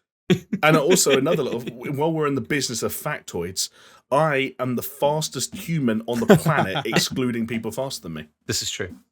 I can account for that. Yeah, I know. Chris that was means a that paste from a tweet. I'm not. Yeah, I'm not saying because genuinely, like, because Nintendo are just in a world of their own. Exactly. There is far more legitimacy to that factoid that I'm making. But it was funny. Now. I read it and laughed as well. Technically, what you could say is the second fastest selling game from a Japanese publisher, if you take Nintendo as a whole, right? Yeah. And their games as fucking canon. But yeah, it's just mental. It is mental. But yeah, I'm happy for them. What I'm not so happy about, fellas, well, happy and not happy. I'm happy because a new patch has been released for the game, 1.03. Lots of quality of life features. They've added in an entirely new NPC. They've expanded NPC quest lines. One of the better quality of life things, which is something that a lot of people have been asking for, and it's been a little bit contentious, is they've added a function to record an icon and the name of an NPC on the map when you encounter said NPC, right? Very, very good quality of life thing. Obviously, I like that. What I don't like is obviously, surprise, surprise, the fucking Discord around it. But not necessarily the Discord itself, but the way that the Discord is the Discord of the Do you mean discourse? Yes, discourse. Sorry, that's what I meant. We're on Discord. so gamer that you've replaced the word discourse with Discord. Well, capital D discourse. You guys might not know this, but this episode is sponsored, but no. No, so I wish. So basically, prior to this happening, a lot of people were kind of like saying, "Oh, I wish there were quest markers, and I wish there were XYZ quest logs and this, that, the other. And then you had a lot of people kind of defending the fact that it isn't there. And that kind of got a bit of a heated debate. And I stayed largely out of that. Like, I fall by the camp of I don't necessarily think that needs the quest log. But like, I'm not going to begrudge people for wanting it, But it's just like the arguments that people are having, which is kind of like so fucking ridiculous and cringe and fucking like annoying that the arguments have made me want to play it because you want to join in the argument. No, because I find the discourse so interesting. Like it almost doesn't make sense to me because people can have the polar opposite opinion about the same game. Like I've seen people complaining about how in love with the HUD they are and the fact that it's no quest log and you just get into the world and like it's the most interesting open world they've ever played and stuff like this. And then you get other people who basically say they hate it because you have no idea what's going on. There's like no like tracking of anything. And I'm like, I wonder if I would hate or love it. Like I honestly it would be so fascinating to find out, like legitimately. Obviously I have my feelings on it and that's one thing, but like the discourse gets really annoying because whenever a FromSoft game comes out, it's always kind of like, difficulty in games. And then people kind of like lump that in with accessibility in games, which I think should be two mutually exclusive things, potentially. Right. Not all the time. But what's really annoyed me about this is now that they've added in this function to record, like a small section of what people have been saying, because people want like fucking quest logs and fucking waypoint markers and shit, where it's like, it's not that kind of game, fellas. This is a welcome addition. I can say for myself, like, it's definitely welcome. What's really annoying me is a lot of the game journalists being kind of like fucking smug about it. Like, I can't tell you how many countless tweets I've read from in industry stalwarts where they're like, hey, I can't wait to see the fucking dude bros defend this and blah, blah, blah, because they were so fucking vocal on this, that, the other. And it's just like, I'm finding it difficult to articulate why I find it so annoying. But effectively, it's like they are annoyed at the people that had the discourse about it. So what they are doing is they're just fueling the discourse. Right. Right. And it's like, but and I can understand calling out and defending yourself, because obviously, as Jamie pointed out before we started recording this, is like, obviously they've had to deal with a lot of shit from said Souls bros. But at the same time, it's just kind of like, this is like the lowest common fucking denominator way of going about, like saying, it's almost like, I fucking told you so. Right. But I feel like that we got to be careful here, though, not to just read too much into social media shenanigans. Like, because no, Jamie, you know what? I'm reading into it, and I'm fed up. Okay, I'm fed up, Dawn. That's what blocking and muting or just putting your phone down are for. It's like when Tyler the Creator said, "I don't get how cyberbullying is real. Like, walk away from the computer." To which I don't agree with, for the record. Cyberbullying is real and tangible, but there's he's like there was an element here where, again, this is everyone views the quote unquote discourse through the lens that Twitter has chosen to put on for them, based on who you follow and what you engage with and so on and so forth. So I don't necessarily even know that I've been seeing the same shit that you've been seeing, but there was an element of like, it does wind me up a little bit, in a way that I'm just like, oh my god, these guys need to get a fucking grip. When there are so many people willing to die on the cross to defend the right for people, like whether it's FromSoft developers or whether it's Miyazaki himself, or to make the games the way they make games, and of course they have that right.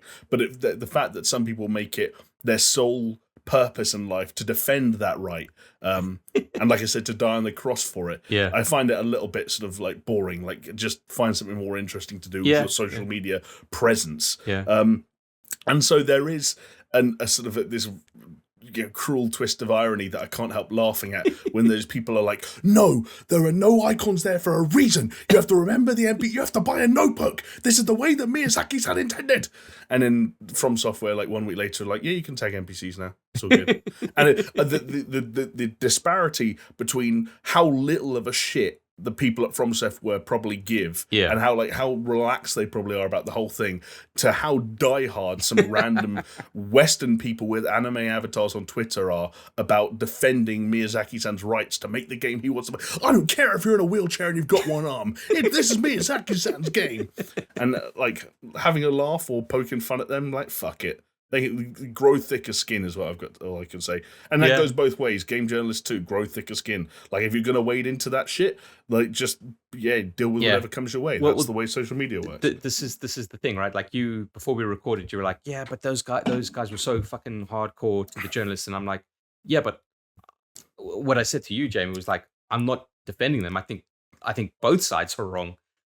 You know, like. Yeah, everyone's just being fucking idiots and stupid about this fucking thing. I really don't get it. Just fucking enjoy the game, what it is. Especially, and like if you feel it's missing features, then fine, it's missing features. Like fuck. Also, it's like I don't know if it looks the same way to you guys, but for me, it always seems like there is a positive correlation between the amount of time you spend either partaking in or reading the discourse and how miserable your life is.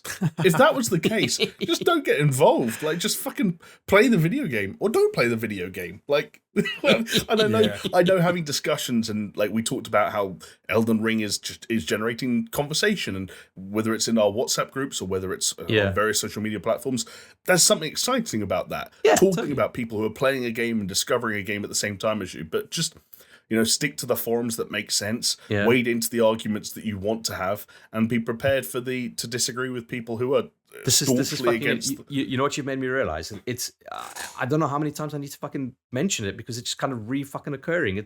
This is the glitch in the fucking Matrix, the simulation, right?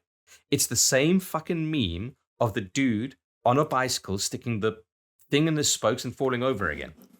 Except this time it's the game journalists, because prior to this, they'd say like, "Oh, I hate all this discourse, and these guys are really taking it too far, and I hate all the threats and everything, blah blah blah." And then what do? They go and fucking kick the hornet's nest. They poke the bear. Literally, Like literally, that's what you're doing, right? Like on the one hand, you cry and bemoan that like, "Oh, you're unfairly targeted, this, that, the other," and then the next thing you're painting a fucking target on your head.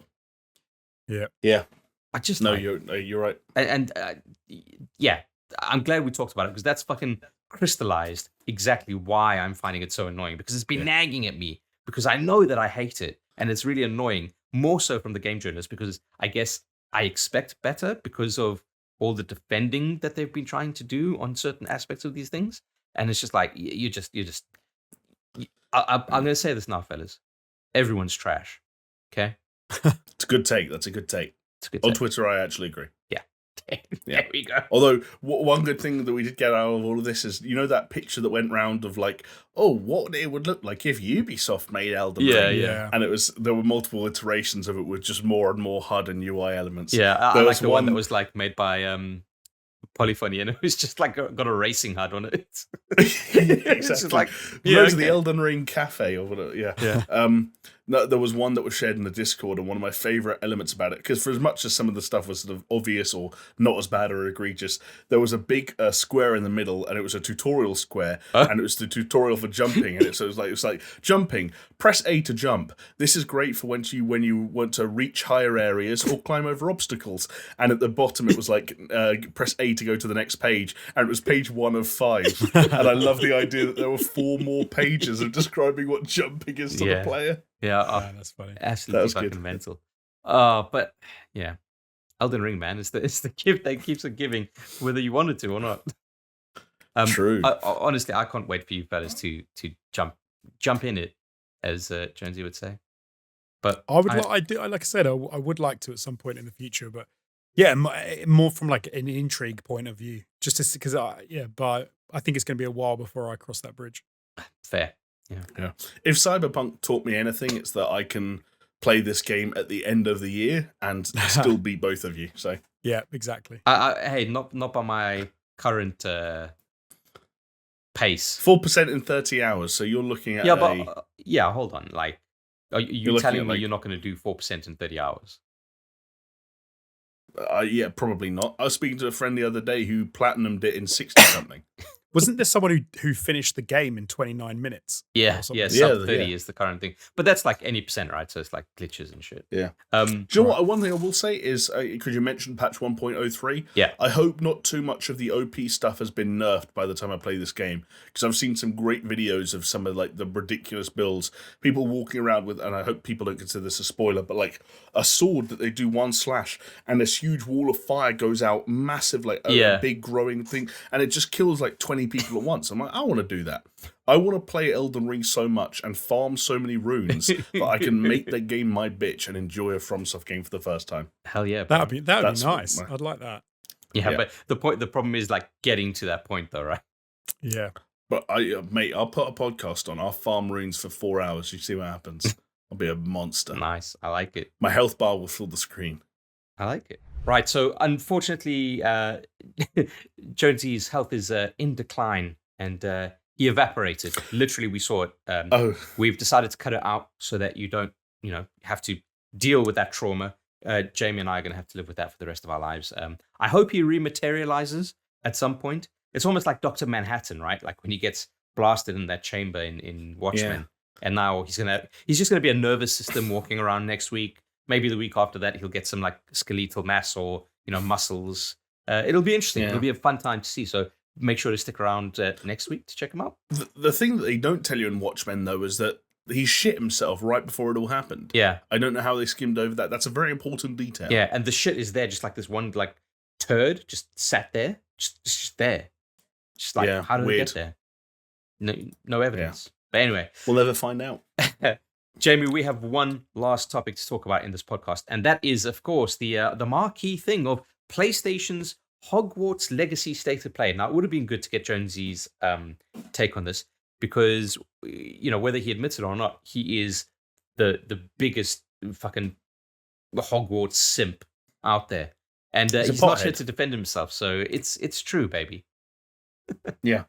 No, we can perpetuate that rumor. I think that's fine. Yeah, I think I believe he's a J.K. Rowling sympathizer. That's how he identifies. Oh wow. Okay. Well, that's he's been cancelled. Yeah, he has. Apparently, he might get cancelled by some people for just streaming this game, Chris. So genuinely be careful. Really? Is that how far they're taking it? Oh yeah, I know we have had enough Twitter discourse to last us a lifetime today, but I've genuinely seen things on my feed being like, yeah, if you stream Hogwarts Legacy, like you're supporting J.K. Rowling and her fucked up views on whatever she says. I don't even know. That's fucked, right? Because she's one person, and this is like an entire studio. And if you boycott this game, you're boycotting the studio, not her. Yeah, and making numerous lives miserable. People that can't afford to have their lives being miserable, by all accounts. But anyway, although, Jamie, it is funny watching them both through the game itself and the promotion and the entirety of this state of play do whatever they fucking can to avoid saying the words Harry Potter, because I don't think that guy's name gets mentioned once. Yeah, exactly. Well, we were treated to what it was like, fucking 14 minutes of gameplay. Correct. With yes. with a little bit of kind of like post-amble chit chat from some of the devs. Yeah. Which I will say, like, I didn't mind that so much, because what definitely came across from the dev side of things was, as much as they don't want to mention J.K. Rowling or Harry Potter or anything like that, these are obvious fucking Potter nerds, right? Yes, exactly. As big nerds and as passionate as you could possibly get, which, potentially would make for a good game either which way. Yes, agreed. I like you said, I kind of wish that I was someone who was slightly better positioned to give a more hands-on and in the know feedback and opinion on whether or not it looks like they're on the right track to achieving that. But it seems I think one of the first takeaways I had that I shared with you both was just that I think people who like that franchise and that world are going to be really happy with this based on what it looks like and nothing else. I'll go further than that, and judging by what I saw, I think it's going to open it up to a much wider audience. It's not that they need a wider audience, because like fucking every person you speak to and their dog has been, fucking impacted by Harry Potter in some way, shape, or form. Yeah. But I think it's got a lot of appeal. I think it's got a lot of appeal, and and potential. I think that's what you and Jonesy were saying on the WhatsApp group is like, hey, there's Agreed. a lot of fucking potential here. Yeah. But look, it's slated to come out holiday 2022, which would mean end of Q4. Thank you for that. Yes. Just putting out there. That's how calendars work, Jamie. November, December, the holiday. Yeah. No. Okay, I'm slowly figuring it out. You get it. Yeah. But yeah, like it was nice to see these kinds of things. Like what annoys me a little bit, just a little bit of a nitpick, is when they just get rid of the HUD. Don't get me wrong, I love HUDless content. At ATG, we always kind of like scaled shit up to get rid of any fucking ugly HUDs and stuff. But when I'm looking at a game and in this like extended, I'm not saying trailers or anything, but like extended gameplay looks, like I kind of want to get a sense of what the HUD is doing, right? Agreed. Yeah. No, it gives you a far better idea of what that game will look and feel like to play yourself. Yeah, and to function. Like I remember when they had the state of play for Last of Us Part 2, and they had this one bit where Ellie was kind of, it was the one where she was like underneath the car and she cocked the gun and her hand was trembling a little bit, and then she's like being chased, and as she's running, she picks up a bottle and chucks it, and it was just kind of like, this all looks so great and so fucking seamless, but how is the player kind of communicating these things that are happening on screen, right? Yeah. To be fair, less so much of a question mark here with Hogwarts Legacy. It did seem kind of straightforward in terms of stuff, and there was some HUD elements, like there was one point where it was like RT on screen, like, hey, press right trigger to affect this kind of fucking thing. Yeah, and this was apparently all running on a PS5 dev kit, it said early on. So yeah, that was an interesting thing. Like, usually it's like running on a PS5. This is like, no, the dev kit. Okay. Yeah, I guess it just gives them like. I'm not going to suggest they actually use it, but it's one get out of jail free card. Like, this went great on the dev kit. I don't know why it's all broken on the console. Yeah, God. But hey, you know what? Like, I like Harry Potter. I like the films. I've read all the books, even though I never really planned to. I told you why I've read all the books, right? I don't know if you remind me. So my parents bought me the final book as a gift once. And I hadn't read any of the other fucking books. So you had to go back. And I was like, oh, fucking thanks. Now is the most expensive fucking gift I've had to accrue here, because I've had to buy all the other fucking books in the series now and take that time to read them. And I'm a slow reader. Yeah. But I was the opposite. I started with the first one. I was of the appropriate age to read it at school and fell off after the third book. Yeah. I just outgrew it slightly, I felt like. Yeah, that's fair. But hey, like, I like the books and the stories and the mythos of it, but I wouldn't say I'm like, what would the terminology be? A pothead? Yeah, I think pothead's a good term. I think that works. Yeah, I'm definitely. Look at my eyes, mate. I'm not a pothead. All right, I'm buzzing. If anything, I'm buzzing. I Jonesy looked like a pothead tonight, but he wasn't. Yeah. No, I think he's more of a pothead than he lets on. Yeah, I think his wife might be a pothead, actually, right? I think so. Or have I made that up? I think you might be right. I don't know, some shit like that. But I was taking all of that into account. I was pleasantly surprised by what I saw. I thought that's pretty cool. Yeah, I'm not really in the same boat where the honest answer is that because I just haven't engaged with it that much, I don't know how I feel about the mythos, and so I'm seeing goblins and sort of big centaur things, and I'm seeing flying things that I don't know the name of, but I recognize them. Because obviously they're significant parts of pop culture, like it or loathe it. And I'm like, I guess I could get into this, right? Like, I've got nothing against this in theory. It's just interesting watching something that so many people are going to have so much reverence for, that I'm just sort of almost getting used to and adjusting my eyes to for the first time. I think what was most encouraging for me, though, is that there is a sort of a scale and scope here that goes not just beyond of Hogwarts and beyond the walls of Hogwarts in a physical sense, which it does, though, because it's almost got this bully-style layout where you can almost imagine this big, sprawling school campus-style location, but with a nearby neighbouring town and other open-world sort of, they called them hamlets, littered around elsewhere.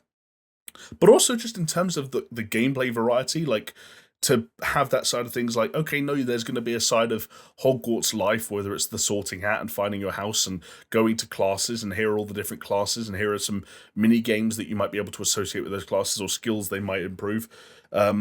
And then, here's you going outside the walls of Hogwarts, and here's you on a broomstick, and here's you flying some weird bird thing, and here's this town, and here's some story hooks, but there's a lot going on. Even when it gets to the point where, not to jump around too much, but there's... I wrote down the name somewhere. The Room of Requirement. Yes, yeah. Which appears to be this like room you go into that you can kind of like customize a little bit. And so it's basically, Jamie, like the belfry from Gotham Knights. Oh, great! Yeah, no, fantastic. Yeah, tell me more. But they were like putting down plants that then would provide you things, and they would come back on a timer.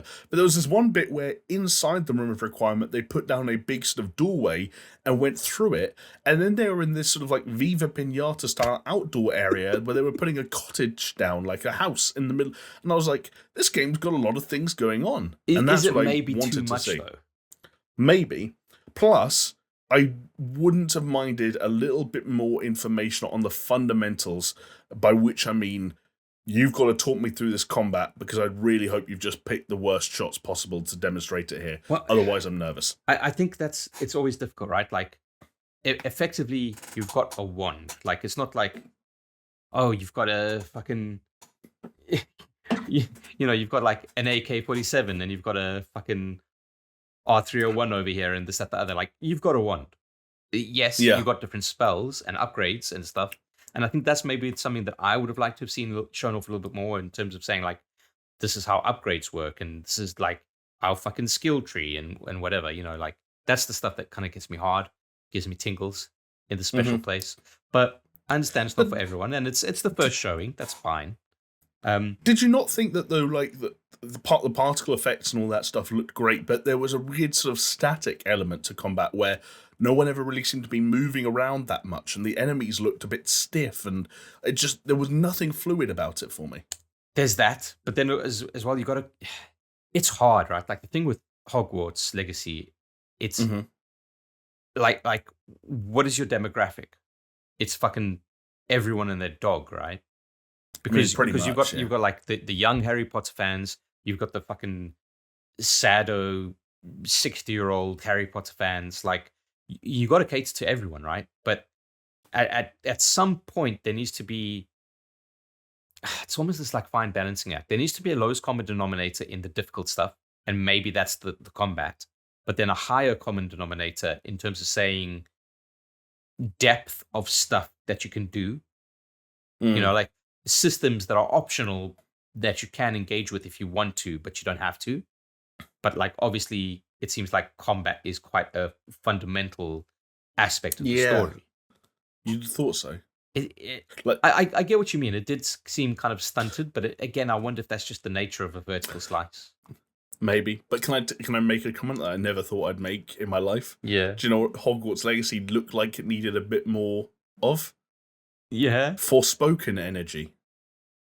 In the way in Forspoken, like, everyone, especially the protagonist, everyone's fucking like dancing and flying and flipping and doodle-daddling around. Yeah, I think like it needed some of that some of that kinetic energy a la Forspoken, and combined it with the... Yeah, there were hints of it, right? Like, there was one bit where I think he put like a sleep spell on one dude and then zipped into the air to the other dude, whipped him up in the air or some shit. So it does seem like there's elements of that, but I probably, if I had to guess, it would be like further along the fucking skill tree. Yeah. Yeah, I want to see more of that in motion.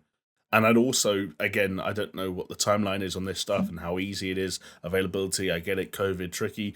But get your fucking voice actor, drag him into that voiceover booth, and get him to say the name of those spells another 250 fucking times. Because in that one state of play, he did the same line read on some of those spell names, because they have to say it every time they do it.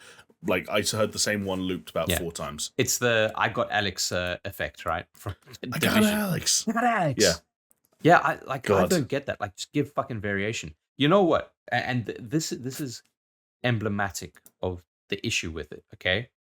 If Vin Diesel can deliver his lines as Groot, saying Groot, I am Groot, blah, blah, blah, in different inflections throughout an entire film instead of having to reloop the same kind of like 3 or 4 line reads and do it in different languages, then a fucking voice. Granted, they're not going to be paid Vin Diesel money, but they can fucking do it. Okay, they can do it. Like, just get them. Just say, do it 20 fucking times, motherfucker. Just keep saying that word. Keep saying it worked. There's a bomb in Centennial Park. You have 20 minutes. Just keep saying it over and over and over again. Yeah, exactly. Yeah. No, I thought voice acting across the board was a little bit wonky, but then maybe that was just me. Yeah, it does look. On the other hand, like, they are being like ridiculously ambitious with this. It seems. Like, Yes. they're cramming so much things into this, which is cool. You know, like some of the stuff I'm kind of like less interested in. Like, I hate it in games at the best of time, but it's like, if you're going to tell me that I've got to dedicate a portion to brewing potions in a class, I'd be like, get the fuck out of here. Sure. You know, No, like, I agree with you.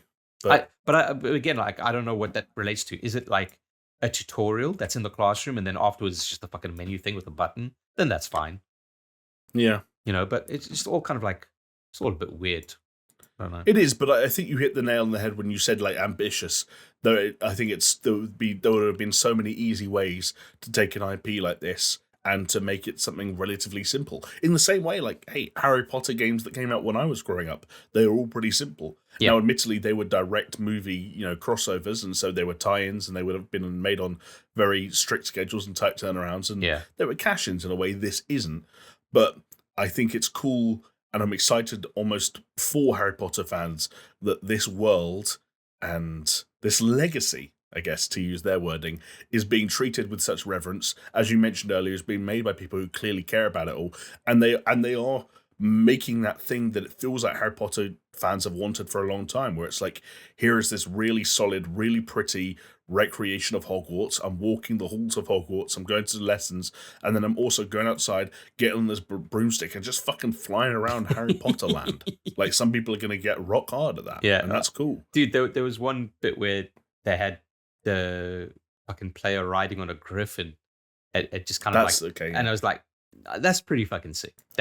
Yeah, like that was when that was the stuff I was like most or was it intrigued called by. in Was sick. fucking Harry Potter hippogriff or some shit like that? Yeah. That sounds like a familiar word. Yeah. But I was like, yeah, that's the stuff I'm 100% intrigued by. Is like, I would absolutely get on a big fucking flying thing and go to some tiny hamlet somewhere and find some crazy monster. Yeah. Like, and I will say, like, visuals looked really solid to me. A few funny faces, I thought, but Definitely some funny faces. But like, I thought environments, both interiors and exteriors. Again, for a March demonstration of a holiday game that's already running natively on, a dev kit. natively on a dev kit. Yeah, that's how they make games, Jamie. Yeah, funny. Yeah, I guess. Well, yeah, true. But yeah, I thought that was pretty impressive. Not sure about making the main bad guy a fucking midget, but we'll run with it. No, I was gonna bring that up. Especially, you know why? Because was it like 2 weeks ago or whatever? Peter Dinklage was like calling out Disney for plans to make a live action Snow White and the Seven Dwarfs, and kind of saying like, shouldn't really be doing that kind of thing in this day and age. Like, okay, fine, a 3 to 4 foot goblin is not the same as, a small person. Yeah, but it does kind of like, I was seeing this stuff as like, you're beating on little people in this game, and that might not be okay. Yeah, like if there are spells that are like get into telekinesis territory, the idea that you're just picking up goblins and just flinging them around in the air. And I mean, the other thing is that like the caricature of goblins in at least the Harry Potter movies for sure, and hinted at in the books is they're Jewish, Jamie. They control all the money, and right, because that's the bank, the Gringotts Bank kind of stuff. Yeah, right? but like it's just kind of like, it's just so problematic potentially. So yeah, it's a bit of a head scratcher that they just went with this when they could have literally just. The funny thing about like the older stuff in Harry Potter and the extended stuff in Harry Potter is you could literally do whatever the fuck you want, dude. Yeah. It would be like if when EA next make like if in Jedi Fallen Order 2, if like there's a microtransaction store and it's exclusively run by Watto. Yeah, exactly. And you're like, well, you didn't really need to do this, but okay. or you're going up against like a new bunch of inquisitors and whatever, but they're all like little people. Yeah, exactly. You know, and you're like, well, I'll force choke these guys, but not because I want to, because I need to. I just don't know why they did it. But hey, fair enough. Like, maybe they're protesting it by actually doing it instead of saying like, no, it's wrong. And they're like, no, it's fine because it's not that stereotype. They are just goblins. Actually, it was a J.K. Rowling initiative. She was like, look, I don't want any oversight of the Hogwarts Legacy. You guys get free reign, make whatever game you want on one condition. The bad guy has to be a little person. I'm sorry. I put money on the fact that you're right about that one. The Rowling agenda strikes again. Yeah, it looked cool. I hope they do some like. I think the danger here is that they, as I said, being really like overly ambitious and cramming a lot of stuff into it. The worry for me is that a game like this, they're going to try and do everything, but they're not going to do anything well. Like I hope that they think about like these touches and these flourishes and these elements. Like let's take, for instance, the sorting hat, right?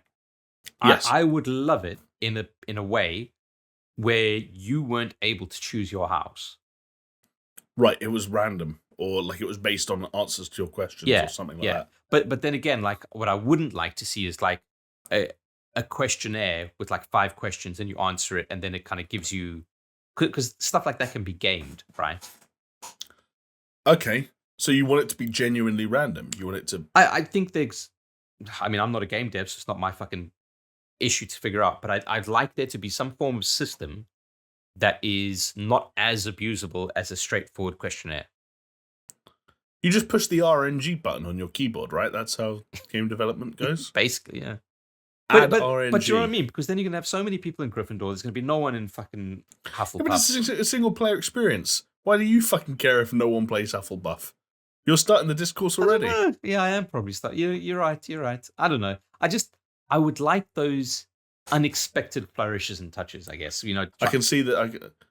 Trying not to kind of like tell people how to play their game or enjoy their game. You're right. I was going to say, I can see the tweet. I can see the tweet writing itself now, which is like a quick PSA to anyone picking Hufflepuff or Ravenclaw as your house in Hogwarts Legacy. You're playing the game wrong. Don't hate me. These are just facts.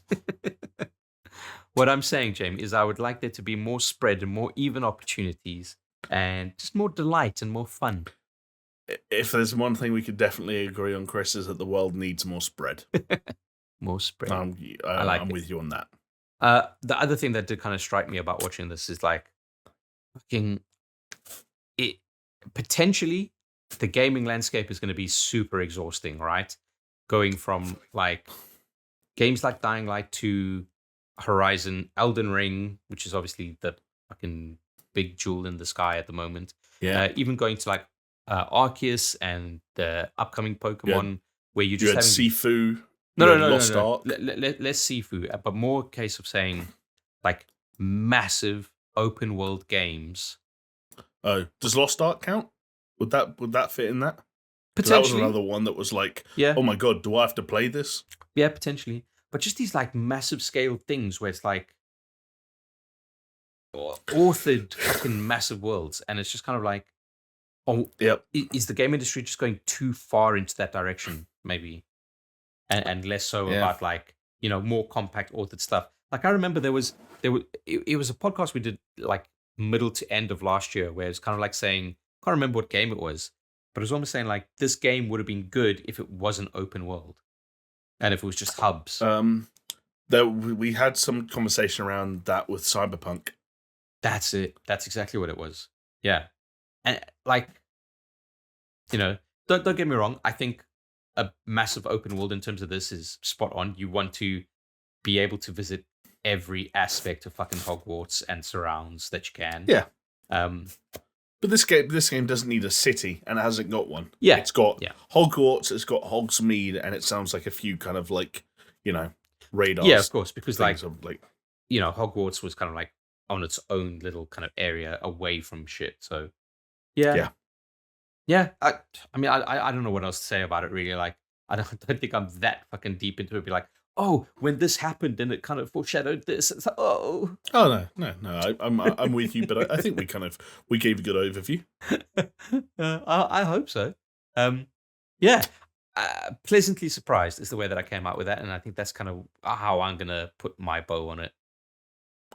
Sure, I'm gonna say cautiously optimistic. Nice. You could say we are two sides of the same coin, Jamie. Heads. Fuck. What? Got sticky tails? Come Always on. head. I know. We're two sides of the. Oh wait, that means you're the other side. yeah. And in that case, yeah, you are tails. Wow. But if it's two sides of the same coin, is it heads on both sides? I mean, it could be a two-headed coin. Sure. Like a double-edged blade. Like a triple whammy. Like a quadruple bypass cheeseburger. Yeah. Well, that's what.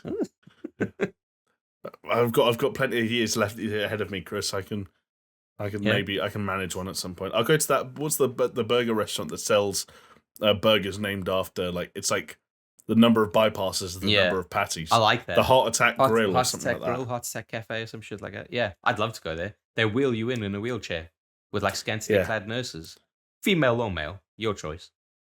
I'd go male. Yeah, and yeah, something about females. Just don't want it. I don't want them near me. Not about that life. Right. Well, there we go, Jamie. In another weird way, capping off a decent podcast. Glad that Jonesy was able to join us, even if it was for. Yeah, that was awesome. I mean, he did quite well. He lasted quite a lot longer than I thought he would. He is a 2-minute man after all. So 2 pump jump. Not my words. Whose words? I can't tell you that. You said it. That's a state secret. Oh, I see. Okay. Well, yeah, that's it. That's your podcast episode. Jamie, what is the code word for today?